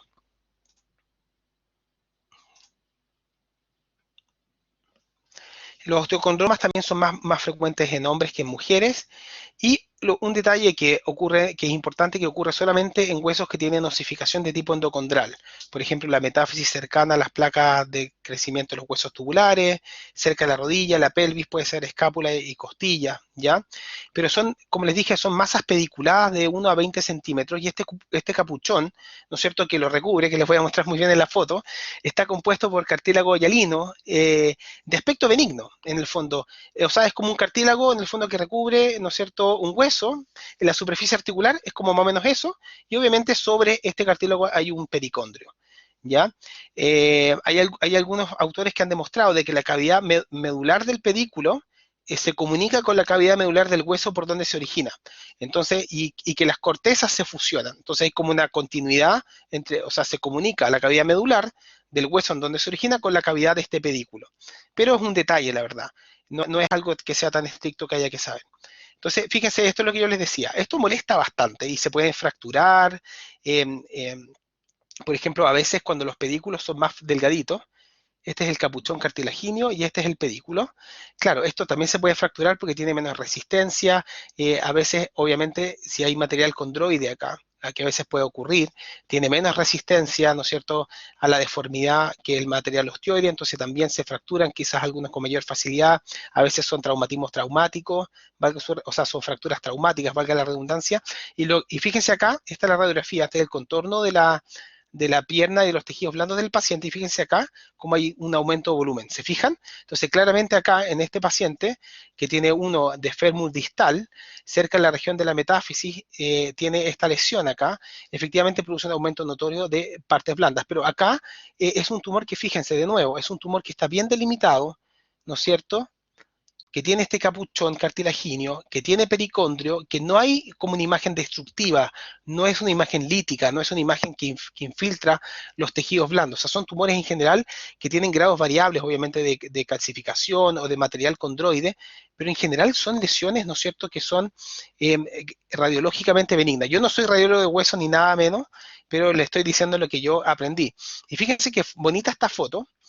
Esta en el fondo es que tú te llega, normalmente a nosotros nos llegan anatomía patología porque ¿qué hacen los cirujanos? Lo cortan acá, obviamente. Entonces te llega el pedículo, te llega esto, hay que decalcificarlo, después nosotros lo cortamos por el eje mayor perpendicular, ¿no es cierto? Entonces te queda esta imagen. Eh, por acá más o menos estaba el pedículo, ¿no es cierto? Este es el hueso, ¿no es cierto?, que forma el pedículo. Obviamente el hueso tiene una cavidad medular y ahí es lo que yo les comentaba, que esta cavidad medular se conecta con la del hueso que lo originó y en la superficie está este famoso cap, que le llaman los libros como cap o capuchón de cartílago, que es cartílago hialino, en el fondo que no tiene ningún tipo de alteración a la morfología, es un cartílago absolutamente normal en su desarrollo, en su celularidad, en las características citológicas de la célula y en general estos cap miden entre 2 a 3 milímetros de espesor, ¿ya? Ahora, como les dije, ahí viene la parte no tan buena. Si yo tengo un paciente, por ejemplo, que tiene un síndrome genético, que tiene múltiples, ¿no es cierto?, de múltiples condromas, ¿no es cierto?, como le estoy mostrando ahora, tiene múltiples, ¿no es cierto?, lesiones como esta. Perdón, múltiples osteocondromas, no condromas, fue un lapsus. Si tiene múltiples osteocondromas, en el fondo, eh, sobre todo en pacientes adultos, hay que evaluarlo mejor, ¿ya? Hay que ver mejor la citología, hay que darle más corte, porque se puede desarrollar un condrosarcoma en este osteocondroma, o sea, eso puede ocurrir, sobre todo, como les dije, en los pacientes que tienen muchas lesiones, ¿ya? O sea, ahí de nuevo tendríamos un condrosarcoma secundario que se originó en una lesión previa, ¿ya? Como ejemplo, por ejemplo, valga la redundancia. Bien, acá tenemos resecciones quirúrgicas de esta lesión, son súper características. Entonces nosotros las cortamos por el eje mayor, entonces se ve acá este es el hueso, ¿no es cierto?, que había protruido, ¿no es cierto?, con este pedículo.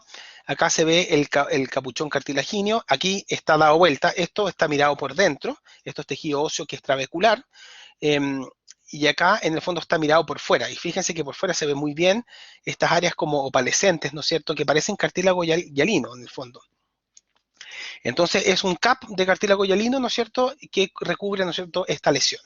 Y acá básicamente se ve lo que yo les dije, el pericondrio, ¿no es cierto? Este es ya la foto a más aumento del CAP y claramente hay osificación de tipo endocondral y ahí están, ¿no es cierto?, los condrocitos en filita, se ven las lagunas, están los grupos de condrocitos hipertróficos, no sé si se acuerdan mucho de la osificación endocondral, y después ya está el hueso propiamente tal que forma el pedículo, ¿ya? Ese es el osteocondroma. Entonces se parece mucho a la placa de osificación, ¿no es cierto?, normal que uno ve en la histología o en la embriología, más que nada.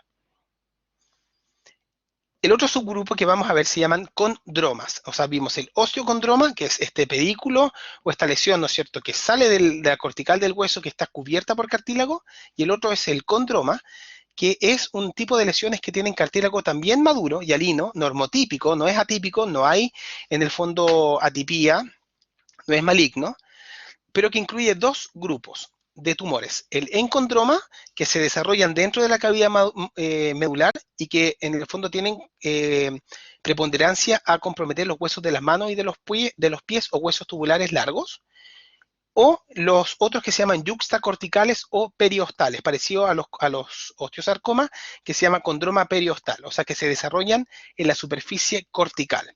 Y casi en el 50% de los casos afectan al húmero. Entonces tenemos un segundo tipo de tumores que se llaman condromas, que son también lesiones compuestas por cartílago hialino, pero que a diferencia de la otra no tienen este pedículo y este capuchón, sino que son lesiones que se producen o dentro de la cavidad medular o yuxtacortical, o sea, alrededor, o sea, como tocando la corteza y el periósteo, en el fondo, o periostal también, que es la otra forma de decirlo. Ahora, los condromas, también hay síndromes que pacientes tienen condromas múltiples, ¿ya? Hay dos síndromes que son súper importantes, que uno es el síndrome de Ollier y el síndrome de Maffucci, que estos enfermos lamentablemente producen encondromas múltiples.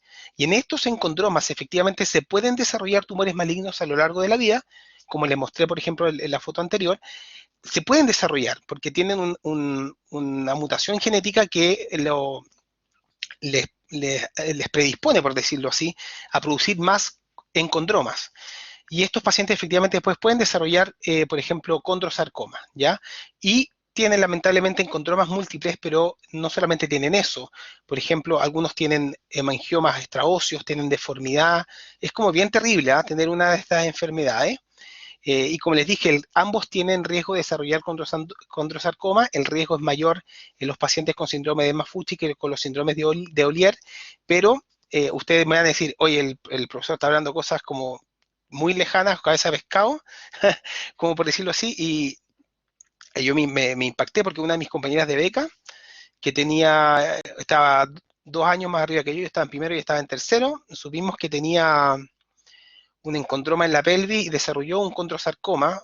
Felizmente fue de grado 1, que es un condrosarcoma de bajo grado, pero se operó, se hizo una resección de pelvis y todo, y ella en el fondo partió con dolor, y nunca en su vida supo que tenía encondromatosis múltiple, porque quizás tenía poco, y quizás no le produjeron mucha deformidad, cuando son muchos, realmente producen deformidades, le voy a mostrar fotos.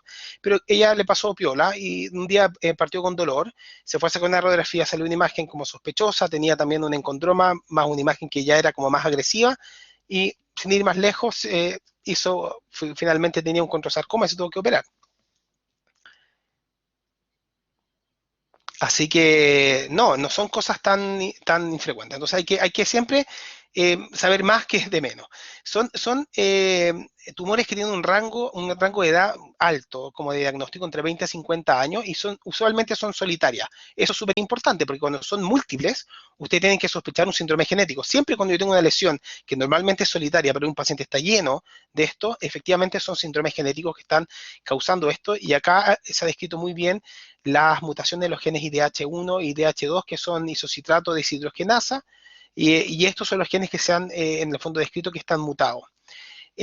Ahora, ¿cómo se ven morfológicamente? Son nódulos bien circunscritos, menores a 3 centímetros, no son grandes, son de color grisáceo azulado y bien translúcido. ¿Y por qué son translúcidos? Tienen este color como azulado porque están compuestos por cartílago hialino, obviamente con sus condrocitos que son morfológicamente benignos, ¿ya? O sea, no tienen atipías. Ahora, los que sí, en el fondo, los enfermos que sí tienen síndromes donde hacen condromas múltiples, efectivamente, en esos pacientes la celularidad es un poco distinta. Ahí a veces hay atipía, entonces cuesta hacer el diagnóstico diferencial con un condrosarcoma, que es efectivamente ya un tumor derechamente maligno. Entonces, de nuevo, eh, es importante que en estos casos, ¿no es cierto?, lo vean efectivamente gente que sepa del tema, porque yo les hablo de celularidad, pero hay que tener como un, hay que tener como una sensibilidad como patólogo muy importante para darse cuenta cuánto realmente es hipercelular y cuándo no, o cuál es el margen de atipía. Yo diagnostiqué algunos, perdón, controsarcomas en la beca, pero no es fácil, o sea, un diagnóstico que uno nunca lo debiera hacer solo y que debería consultarlo a otro colega, porque en el fondo, obvio, porque el pronóstico es malo y de dos, porque a veces es difícil. Entonces acá tenemos el paciente, por ejemplo, con tromas múltiples, eh, y fíjense que acá claramente produce obviamente una deformación, pero hay pacientes que no necesariamente tienen este tipo, ¿no es cierto?, de manifestación clínica tan importante. ¿Ya?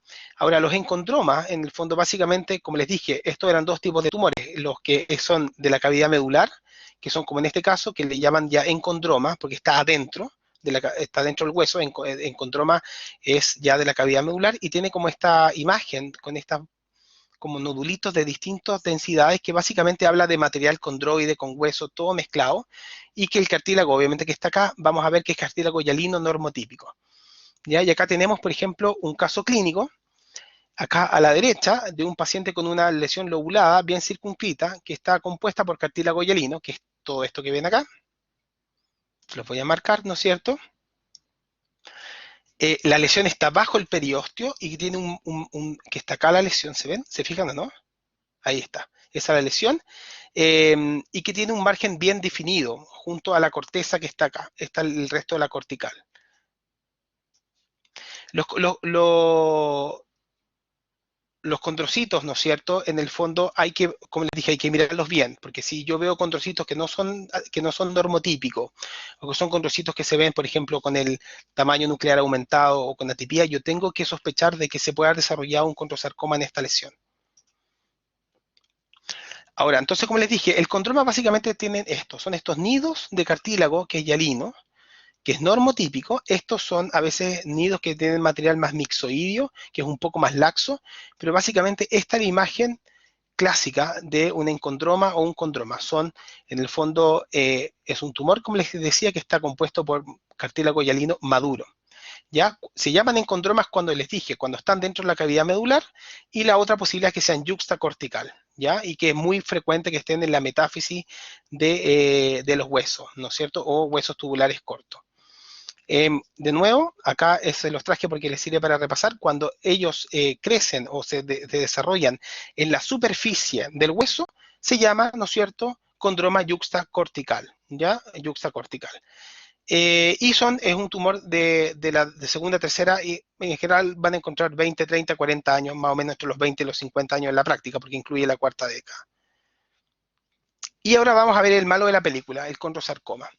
El condrosarcoma es un tumor, en el fondo, maligno, pero que produce cartílago, y que después de los sarcomas es el segundo tumor más frecuente que produce matriz. O sea, el más frecuente es el osteosarcoma productor de matriz, pero ahora estamos viendo un tumor que produce matriz condroide. Ahora, como les dije, al igual que el osteosarcoma hay primario, cuando no hay ningún tipo de lesión preexistente, o un secundario, cuando hay algún tipo de lesión, como un encondroma en un paciente con un síndrome de Ollier o de Maffucci, o un osteocondroma, cualquier otro tipo de lesión o radiación, cualquier otro tipo de alteración del hueso puede predisponer, ¿no es cierto?, a la formación de un tumor maligno. En eso se habla ya de un condrosarcoma secundario. Lo mismo, ¿no es cierto?, como les decía, que un osteosarcoma. Son acaso súper importante, por favor, esto es súper importante. No hay condrosarcomas en niños, es muy raro. Hay un subtipo de condrosarcoma que no me quiero meter ahora en más detalle. Hay algunos subtipos que sí son más, que pueden darse en niños, pero en general es un tumor de la persona adulta. O sea, es un tumor de un paciente de 40 o 50 años, más frecuente en hombres que en mujeres, que se queja de dolor especialmente en la pelvis, se queja de dolor, ¿no es cierto?, en el hombro o también en las costillas. Nosotros hemos visto varios osteosarcomas costales y también externales, y hemos visto resecciones de parrilla costal por condrosarcomas justamente en pacientes de 50, 60 años, ¿ya?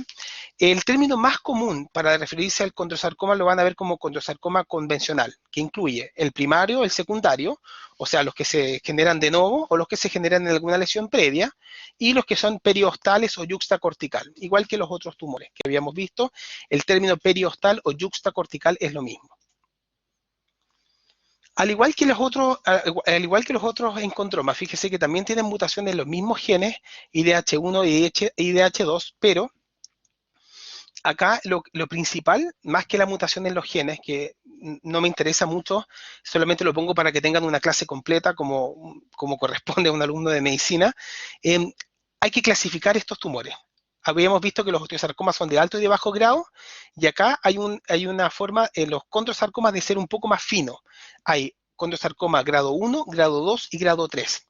¿Y en qué nos fijamos los patólogos para clasificar estos tumores de acuerdo a su grado de malignidad? En la celularidad, en la atipía nuclear y en la actividad mitótica. Los grado 1, obviamente, son tumores que tienen menos celularidad, menos atipía y menos actividad mitótica. A medida de que eso va aumentando, se va aumentando el grado del tumor. Y los grados 2 y los grados 3, que son tumores ya más agresivos de alto grado, en general tienen mucho peor pronóstico con el grado 1. Entonces, de nuevo, el patólogo que va a informar esta biopsia tiene muchísima responsabilidad porque si él informa un condrosarcoma grado 1 y es grado 2, grado 3, aparte que la terapia es distinta y el tratamiento es distinto porque normalmente o generalmente los grado 1 se operan y tú le puedes decir al paciente, mire, señor, la cirugía fue una cirugía bien hecha, tiene bordes negativos, tiene estudio de diseminación negativo, usted se hace seguimiento cada cierto tiempo y lo más probable es que lo peor que pueda ocurrir realmente es una residencia local, pero el paciente no se va a morir de su enfermedad. En cambio, si el condrosarcoma era un condrosarcoma de alto grado, 2 o 3, efectivamente la sobrevida es de un 50% a los 5 años. Estamos hablando de un escenario totalmente distinto.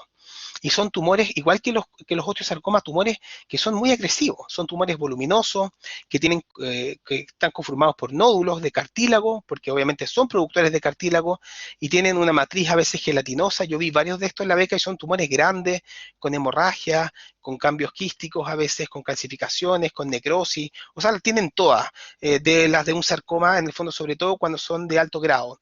Y este tumor se expande por la cortical y compromete los tejidos blandos también. Eh, ¿Cómo edematoso? ¿En qué sentido, Cristo? Aló, profe, ¿me escucha? Sí, te escucho, dime. Ya, perfecto. Lo que pasa es que cuando no se tratan o empiezan a generar mucho absceso y además estos tienen como, cuando metastatizan, generan linfadenopatía y generan edema, por ejemplo, en la extremidad de los fémures, por ejemplo.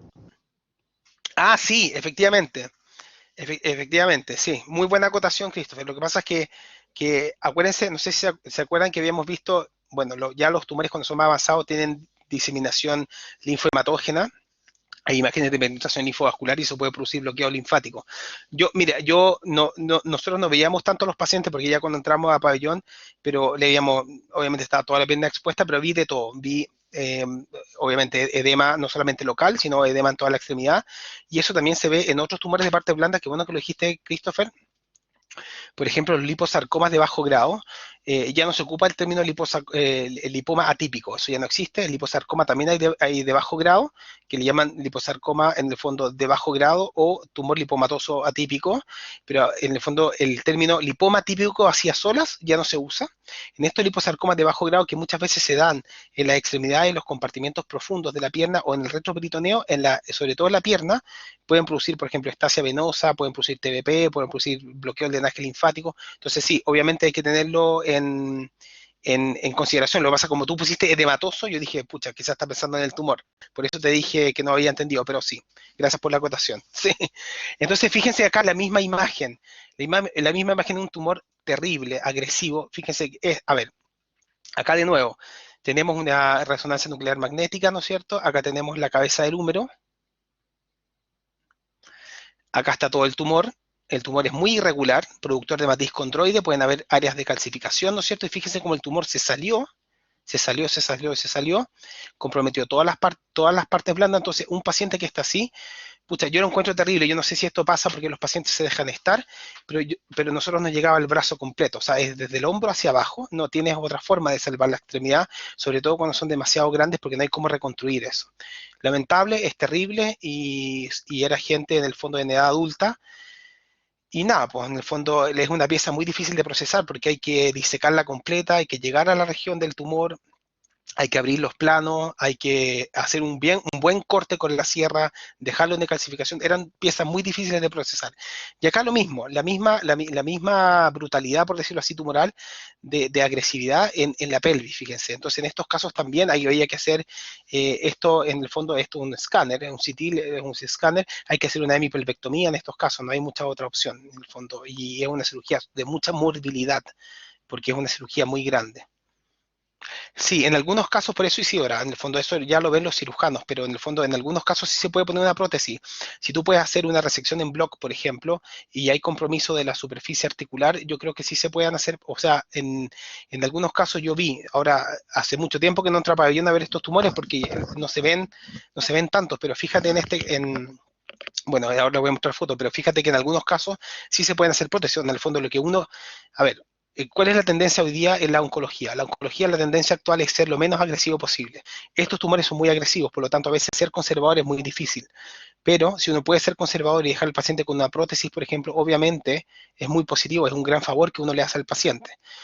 Nadie quiere terminar con una pérdida completa de la extremidad, porque también es otra cosa, y ahora que yo no les expliqué, que cuando tú haces una amputación, por ejemplo, infracondilia o supracondilia, sobre todo en las patologías vasculares, los cirujanos dejan como una especie de, como que dejan un exceso de piel y dejan como una especie de cono donde se puede poner una prótesis.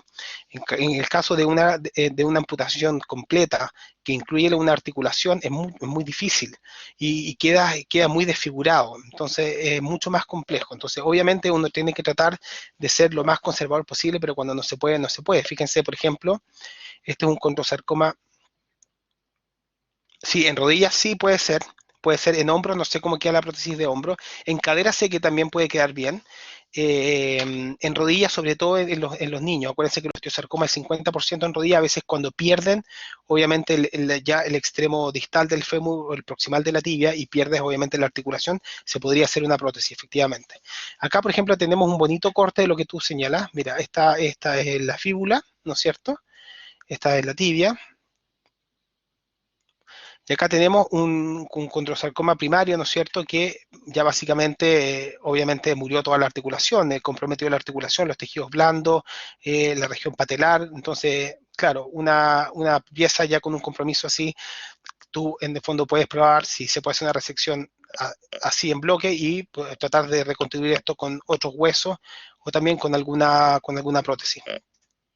Como les digo, es súper interesante. Yo no sé, lo que ustedes quieran ser cirujanos, yo creo que no cirujano oncólogo de otras partes, por ejemplo, pero lo que quieran dedicarse a traumato, un área súper bonita la traumatología, es tumores óseos, es duro, sobre todo los que van a ver niños, son tumores terribles que son es durísimo, pero eh, por otro lado, en el fondo hay muy poca gente que se dedica a eso y se necesitan buenos cirujanos ortopedistas que sean en el fondo oncólogos. Las cirugías son complejas, normalmente entran con los vasculares, hay, hay un equipo multidisciplinario y son cirugías grandes. Entonces, acá, por ejemplo, tenemos otra foto, esto es un osteosarcoma secundario, les traje esta foto justo por eso. Entonces, acá había un osteocondroma previo, pélvico, ¿ya? Que está acá. Y el paciente desarrolló un condrosarcoma, que es la lesión que está acá, en un en una lesión previa, o sea, básicamente es un condrosarcoma secundario. Había un osteocondroma, ¿no es cierto? Y este osteocondroma, en el fondo, se desarrolló en ese osteocondroma un condrosarcoma. Entonces, la línea roja lo que hace es tratar de separar el osteosarcoma preexistente del condrosarcoma. Este sería el, el osteocondroma preexistente, y esto sería todo lo que se generó acá, sería el condrosarcoma. Hay cambios quísticos, como les dije, los cambios quísticos no son infrecuentes, hay distintos grados de translucencia y de matriz condroide, pueden haber zonas de hemorragia, necrosis, etcétera. Es una foto de un condrosarcoma secundario. Eso es un grado 1, fíjense, las células son blandas. Obviamente, yo les dije que calibrar el ojo para la celularidad es difícil, pero yo miro esta foto y digo, este cartílago es hipercelular. O sea, no es un cartílago, lo primero que yo veo, o sea, ya, quizás es por mi formación, pero lo primero que yo veo es que este cartílago no es normal. No es un cartílago normal, es hipercelular. Hay una proliferación, ¿no?, de unas células que son fusadas, que están acá, que se ven claramente de una celularidad aproximadamente de un 40 a un 50%, embebidos en una matriz que se ve bien laxa, algo mixoide, que se ve con color como medio rosado claro, y que obviamente ya me llama la atención. Hay aumento de la celularidad y probablemente si yo lo veo de cerca, en el fondo ya hay atipía. Y lo otro es que el doctor acá marcó con la flecha binucleación. Eso ya también te hace sospechar de que esto no es una proliferación en el fondo mesenquimal común y corriente benigna. Ya lo más probable es que ya estemos hablando de una neoplasia maligna. Ya en un grado 2, grado 3, ya las cosas se parecen ya al osteosarcoma que les mostré. Las células tumorales son células malignas, binucleación, trinucleación, células muy bizarras, células con gran hipercromasia, mucha celularidad. Fíjense la cantidad de células que hay acá embebidos en una matriz condroide. Eso es un condrosarcoma de grado 2 y, como les dije, tiene mucho peor pronóstico. Y el último tumor que vamos a ver hoy día, son los últimos slides, le pido unos 10 minutos más, es el sarcoma de Ewing. Yo no podía dejar pasar esta clase sin que no sepan, o sea, lo pensé. Y dije, ya, lo más probable que vayan a ver después, pero si yo me pongo a pensar de que ustedes van a ver las cosas después, probablemente haya muchas cosas que no les pueda mostrar y decidí que lo teníamos que pasar acá. No sé si me entienden, o sea, yo trato de hacer las clases lo más completa posible y no puedo pensar que a veces uno se apoya y dice, lo más probable es que esto lo vean en trauma, lo más probable es que lo vean en onco, y a veces no es así, pues. Entonces, si yo tengo la oportunidad de enseñárselo, se los voy a enseñar. El sarcoma de Ewing, señores, alumnos, estimados alumnos, señores, me acuerdo que tenía un profesor que decía, señores, y hablaba así, es un tumor maligno del hueso que se caracteriza por una proliferación de células neoplásicas primitivas, redondas y azules. Este es el famoso tumor de células redondas y azules o de células redondas pequeñas. Es un grupo de tumores, los de células pequeñas, redondas y azules, o células pequeñas, como le llaman muchos otros patólogos, y es un grupo de tumores donde el más representativo es el sarcoma de Ewing, pero nadie sabe muy bien de dónde vienen estas células. Después del osteosarcoma, fíjense, es el segundo más frecuente en niños. O sea, ustedes tienen que tener en la cabeza osteosarcoma en niños, sarcoma de Ewing, y en adultos, en el fondo, condrosarcoma, metástasis, por ejemplo, o osteosarcoma secundario o condrosarcoma secundario. Eso es lo que tienen que tener como lineaje. Y en niños es el segundo sarcoma más frecuente y es un tumor que es agresivo también. De nuevo, el avance de la medicina y de las quimios ha logrado más o menos un 70% de sobrevida a los 5 años en estos pacientes, pero también es un tumor bien desgraciado, da metástasis, ¿no es cierto?, los pulmones, recidiva, tiene muchas mutaciones genéticas, les voy a explicar más o menos cómo funciona la mutación que tiene en estas slides que vamos a ver, pero básicamente el concepto hoy día es un poco más amplio. Se habla de tumores de la familia de Ewing, que incluye el sarcoma de Ewing propiamente tal y el tumor periférico primitivo neuroectodérmico, famoso PINET. Por eso ustedes van a ver que muchos colegas suyos van a hablar de Ewing/PINET, y está correcto eso. Antes se separaba el Ewing del PINET, hoy día se considera como parte de la misma entidad, porque, como les digo, no sabemos bien de dónde vienen estas células, son parecidos los tumores entre sí y son un espectro de tumores. Son tumores de la familia de Ewing. Y el último tumor que incluye este tumor de la familia es el tumor de células pequeñas en la pared torácica, que es el tumor de Askin, pero no me importa tanto que se lo aprendan. Lo que yo quiero que entiendan de que estos tumores estos tumores hoy día son parte de una familia. Y esta familia, básicamente los tumores de la familia de Ewing, incluye el sarcoma de Ewing propiamente tal y el PINET, que es el tumor primitivo neuroectodérmico. El sarcoma de Ewing también tiene zonas de diferenciación neuroectodérmica. Entonces, una de las hipótesis efectivamente es que el origen de estos tumores sea un tumor, o sea, que sean células neuroectodérmicas primitivas que quedaron en la región del hueso, ¿ya? Es una de las hipótesis que se barajan hoy en día. El sarcoma de Ewing también es un tumor de gente joven, de 5 a 25 años, o son niños o son adolescentes. Entonces, la verdad que es muy doloroso. Yo les digo esto, quizás lo conozco un poco más de cerca porque mi mamá es oncólogo infantil, entonces yo llegaba a veces a la casa cuando era chico y decía se me murió un paciente, o una vez fuimos a jugar cuando salimos de vacaciones y había un niñito que estaba pelado, entonces yo le dije a mi mamá de qué le pasó a ese niñito, yo me acuerdo que tenía 12 años, o sea, yo tenía 8 años, fuimos de vacaciones a Algarrobo y se llamaba Jorge. Y mi mamá dijo, ese paciente es mío. Y después me acuerdo que le pregunté como 2 años después qué pasó con Jorge y me dijo, no, lamentablemente falleció. Entonces al final es una especialidad que la oncología infantil que es muy dura y emociona mucho ver gente que trata a estos pacientes. Son son tumores de gente joven, como les dije, y son más o menos tumores de tejidos paraespinal, de nuevo de pelvis, de tórax y también de extremidades, en la diáfisis de los huesos largos. Son tumores más que nada no metafisiarios, sino más que nada diafisiarios. Y estos niños tienen obviamente masas dolorosas, crecimiento rápido, voluminosa, hay signos inflamatorios, edema, aumento de volumen, eritema, dolor, tienen fiebre, tienen VHS aumentada, tienen a veces leucocitosis, o sea, en el fondo es un cuadro mucho más sistémico, igual que el osteosarcoma, ¿ya? Y en la radiografía hay una lesión obviamente lítica, destructiva, con márgenes que le llaman apolillado.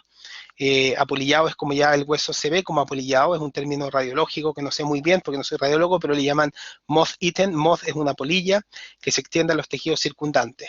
Hay reacción periostal, el periosto también reacciona al tumor en tipo de tela de cebolla, también es un signo radiológico que es muy como propio de los tumores de Ewing. ¿Y qué pasa con este tumor? ¿Por qué es agresivo? ¿Qué es lo que ocurre? Entonces, básicamente lo que ocurre en el tumor es una translocación balanceada entre este gen, que tiene el nombre EWS por Ewing sarcoma, porque fue descrito en los sarcomas de Ewing, que está en el cromosoma 22, y hay una translocación entre este gen y el gen FLI1, que está en el cromosoma 11. ¿Y qué es lo que se crea con esta translocación balanceada? Se crea una proteína quimérica, porque es una fusión de los dos genes, y esta proteína quimérica, que es una proteína, ¿no es cierto? Una quimera es una mezcla entre dos cosas, básicamente. Es una proteína quimérica que tiene una función anómala. Entonces va hacia la cromatina, se mete a la zona donde la transcripción está abierta, desregula la transcripción y desregula también todo el crecimiento celular y la diferenciación celular. Eso es lo que se sabe más o menos de por qué ocurre en el fondo esta proteína quimérica. Ya se sabe que es una translocación balanceada, se puede ver esto por Fitch, que es hibridación in situ por fluorescencia, y eso ya en el fondo se sabe hace mucho tiempo, casi el 90% de los tumores tiene este tipo de translocación, y que esta proteína anómala que se produce como resultado de esta translocación, efectivamente tiene una función anómala en la regulación de la transcripción de genes también que regulan el ciclo celular, ¿no es cierto?, la diferenciación. Ahora, ¿de dónde vienen entonces estas células redondas, estas células pequeñas redondas? En el fondo de estos tumores, les voy a mostrar fotos, son tal cual como se las describo. Hay varias teorías, pero las dos más, yo diría, más frecuentes, más en boga, dicen, o más aceptadas, es que vienen de las células mesenquimales de tipo stem cells que están ahí en el nicho del hueso, o células primitivas que son derivadas del neuroectodermo. Y les voy a decir después, ahora vamos a ver prácticamente fotos, porque cuáles son las hipótesis que en el fondo apoyan el origen neuroectodérmico. Entonces les dije, es un tumor en general agresivo, pero de nuevo, es parecido al osteosarcoma. Se le da quimio neoadyuvante, se operan y después se le da quimio postoperatoria. Con eso, la sobrevida a los 5 años subió aproximadamente un 75% y con una tasa de curación más o menos de un 50%. Ahora, este tumor se origina en la cavidad medular, parecido al osteosarcoma convencional que se origina, ¿no es cierto?, en la cavidad medular, y es igual en el sentido de que invade la cortical, invade el periósteo, invade los tejidos blandos. Es un tumor generalmente suave al tacto, no tiene, ¿por qué? Porque no produce matriz. ¿Se acuerdan que hablamos que los otros tumores producían matriz? Matriz osteoide o matriz condroide, que les da características al tacto distinto. Esto es un tumor sólido, suave, pardo amarillento, que también tiene zonas de hemorragia y necrosis frecuentemente como un buen sarcoma. Y básicamente la imagen que nosotros vemos en la histología son sábanas de células pequeñas redondas que tienen poco citoplasma, a veces un poco más claro porque tiene glicógeno y casi no tiene estroma. Y como les dije, no producen matriz. Y esto es lo que les da la diferenciación neuroectodérmica, lo que se llaman las rosetas. Las rosetas de Homer-Wright, en el fondo, que no son patognomónicas del sarcoma Ewing, se ven en otros tumores como el neuroblastoma, son las células tumorales que se agrupan frente a un centro que es fibrilar eosinófilo. Hay un material fibrilar eosinófilo y está rodeado por células tumorales. Ese tipo de imagen indica diferenciación neuroectodérmica. Entonces, cuando los primeros patólogos vieron estos tumores, llegaron a la conclusión de que el origen era neuroectodérmico, y es por eso también que está dentro de la misma familia que el tumor Pinnet, porque en el fondo las características que comparten son bastante parecidas entre sí. Y acá hay básicamente imágenes, ¿no es cierto?, radiológicas de algunos sarcomas de Ewing que fíjense la lesión que les traté de sacar como las mejores, lesiones líticas, ¿no? Lesión claramente lítica, se ve como un sacabocado aquí, hay reacción periostal, esto es la tela cebolla, se fijan, se ven como estas líneas acá que se levantan del periósteo, acá también, miren, se ve muy bien, claramente se ve la tela de cebolla, ¿no es cierto? Entonces, básicamente, esta imagen del hueso como apolillado, ¿no es cierto?, con la reacción periostal en tela de cebolla, con una imagen lítica, eso hace pensar en un niño o en un adolescente, lo más probable es que sea, ¿no es cierto?, un sarcoma de Ewing. Acá tenemos otra foto, esta es la foto anteroposterior y esta es la lateral, donde fíjense que se ve claramente que hay un tumor acá, ¿no es cierto? Se ve muy bien el tumor, pero acá básicamente lo que yo les quiero mostrar, aparte de la reacción en tela de cebolla que se ve del periósteo, hay dos círculos, uno rojo y otro azul, ¿sí? Entonces, en la región azul se ve más que nada la región osteolítica, que es una lesión que tiene, fíjense que los márgenes son pobremente delimitados, ya rompió la cortical, acá pasó lo mismo, se fue para hacia afuera, y está en la diáfisis del hueso largo, ¿no es cierto? Es como la ubicación también más frecuente. Y lo que quiero mostrar acá es un tipo de reacción periostal que también se ve, por ejemplo, en los osteosarcomas, que se llama sunburst. ¿Se fijan que se ven como rayos? Ahí, ¿se ven o no? Los radiólogos que describieron esto por primera vez, a esta reacción periostal le llamaron sunburst o rayos de sol. Y esta reacción de periostal de sunburst es una reacción del periósteo donde se defiende de la infiltración tumoral. Claro, es como sol naciente o rayos de sol. Yo lo he escuchado de las dos formas, pero lo que ocurre básicamente es que el tumor levanta el periósteo, lo levanta, al penetrar la cortical va a levantar el periósteo, y el periósteo en el fondo se infla, por decirlo así, y se genera hueso y reacción y tejido que está rodeando el tumor. Y esta imagen, en el fondo, lo que hace básicamente es producir, ¿no es cierto?, esta imagen, como les dije, en sunburst, ¿ya? Eso es básicamente lo que les quería mostrar. En rojo está el sunburst, en azul está la imagen pobremente diferenciada y en flechas blancas está lo que les dije en tela de cebolla, que son varios tipos de reacciones periostales que podemos encontrar. De nuevo, en el fondo acá tenemos la tela de cebolla, la A y la B, son tipos de imágenes, ¿no es cierto?, de reacción periostal de tumores malignos, y acá de nuevo tenemos el famoso sunburst. Y esto último, que está acá, se llama triángulo de Codman, que también es un levantamiento del periósteo que forma como una especie de triángulo que también se ve en algunos osteosarcomas. De hecho, es más, en el osteosarcoma se ve más, yo diría, el triángulo de Codman. También se puede ver el sunburst, pero independiente de cuál es de uno y de otro, que es un tema que ven los radiólogos, son formas de reacción periostal que obviamente tienen que hacer parar las orejas de una alarma, porque lo más probable es que estos tumores que se ven en esta radiografía sean tumores malignos y no sean tumores benignos, porque un tumor benigno no debería producir reacción periostal.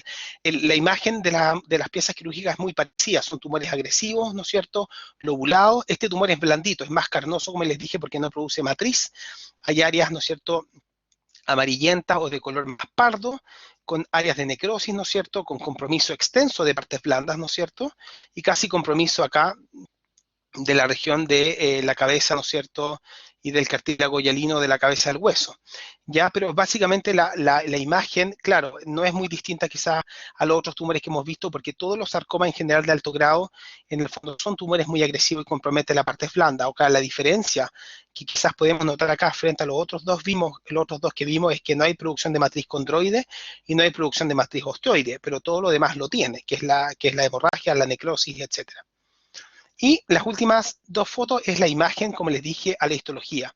Es una imagen súper monótona, son sábanas de células, como les dije, que se ven pequeñitas, con un núcleo central, con escaso citoplasma, y por eso muchos patólogos le llamaban tumores de células pequeñas, redondas y azules. Hay otros diagnósticos diferenciales con este tipo de imágenes, ¿ya? Hay estudios inmunistoquímicos que apoyan mucho el diagnóstico de un Ewing, por ejemplo, el CD99 marca el gran porcentaje de los tumores de Ewing y es un marcador inmunistoquímico que nosotros ocupamos bastante.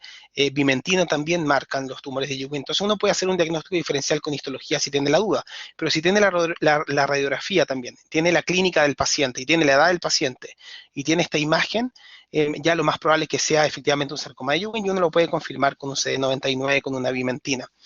Y la última imagen es para mostrarles estas rosetas. Estas rosetas son este material fibrilar que está acá, eosinófilo, se fijan muy bien, y las células tumorales están así como alrededor, como rodeando este material fibrilar eosinófilo. Esto se llama roseta en histología, y las rosetas son indicadores de diferenciación neuroectodérmica, básicamente.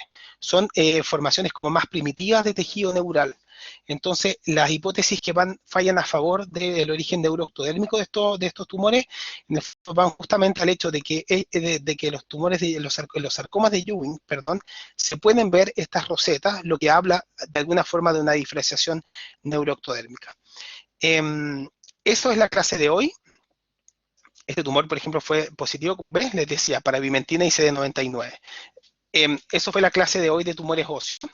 Es un capítulo muy largo y después tenemos que, me voy a poner de acuerdo con la doctora Greiner para ver cómo seguimos, porque yo también me gustaría que viéramos algunos tumores de partes blandas, ojalá también de los más frecuentes, para que podamos en el fondo completar el capítulo dentro de la mejor forma posible, porque también tenemos muchas otras patologías que ver.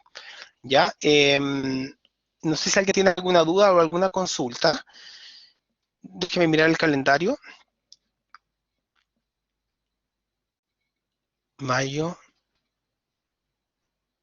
junio. Ya, el próximo viernes tenemos la revisión de la prueba. ¿Sí? Y después tenemos patología de tiroides. Entonces, vamos a tener probablemente espacios dentro del segundo semestre porque como están las cosas, no sé si me escuchan. ¿Sí? Hola. Eso, ahí están todos. No sé si, ya, está bien. Como decía la Javiera, quedó impresionada con su efusividad de ustedes. Me dijo, nunca había visto que en tanto alumnos tan efusivos así, quedó súper contenta, quedó fascinada con con la efusividad del curso. Ya, como están las cosas, ustedes saben que las cosas están complicadas desde el punto de vista biológico, yo creo que lo más probable es que no vamos a poder hacer ningún laboratorio el 2020. Lo lamento en el alma, yo creo que no va a ser posible, esa es mi opinión. Entonces tenemos sus espacios de los laboratorios donde vamos a tratar de completar el curso lo más posible. O sea, créanme que si yo tengo espacio para hacerle más clases, le vamos a hacer más clases. En el fondo quizás no necesariamente, vamos a conversar con la profesora, no necesariamente que entren todas en las pruebas, pero por lo menos para que tengan más conocimiento, que es lo que principalmente nosotros buscamos, el que tengan el mayor conocimiento posible, ¿ya? Así que vamos a quedar acá. Y después nos vemos con patología de tiroides y corregimos la prueba la próxima semana, ¿ya? Los tengo que dejar porque tengo a mis niños solos donde mi suegra los tengo que ir a buscar. Así que les agradezco mucho su tiempo nuevamente, espero que hayan entendido bien la clase, ya la tienen y gracias a todos de nuevo por su tiempo y que estén bien. Chao. Espérate, una cosa, chiquitita, Sofía, tú me preguntaste por qué era de mejor pronóstico que tuviera más necrosis del tumor. Fue la Isidora. Un segundo, 30 segundos. Isidora, mientras un tumor tiene mayor porcentaje de necrosis, las células son menos viables. Y si son menos viables las células, tiene su mejor pronóstico. O sea, mientras más tumor vivo haya, sobre todo en el osteosarcoma, peor, bueno, si fue Pascal, no sé, peor es el pronóstico. Por eso lo que yo busco es el mayor porcentaje de necrosis posible. Esa es la respuesta a la pregunta. Ya. Bueno, tengo que dejar. Que estén bien. Hasta luego.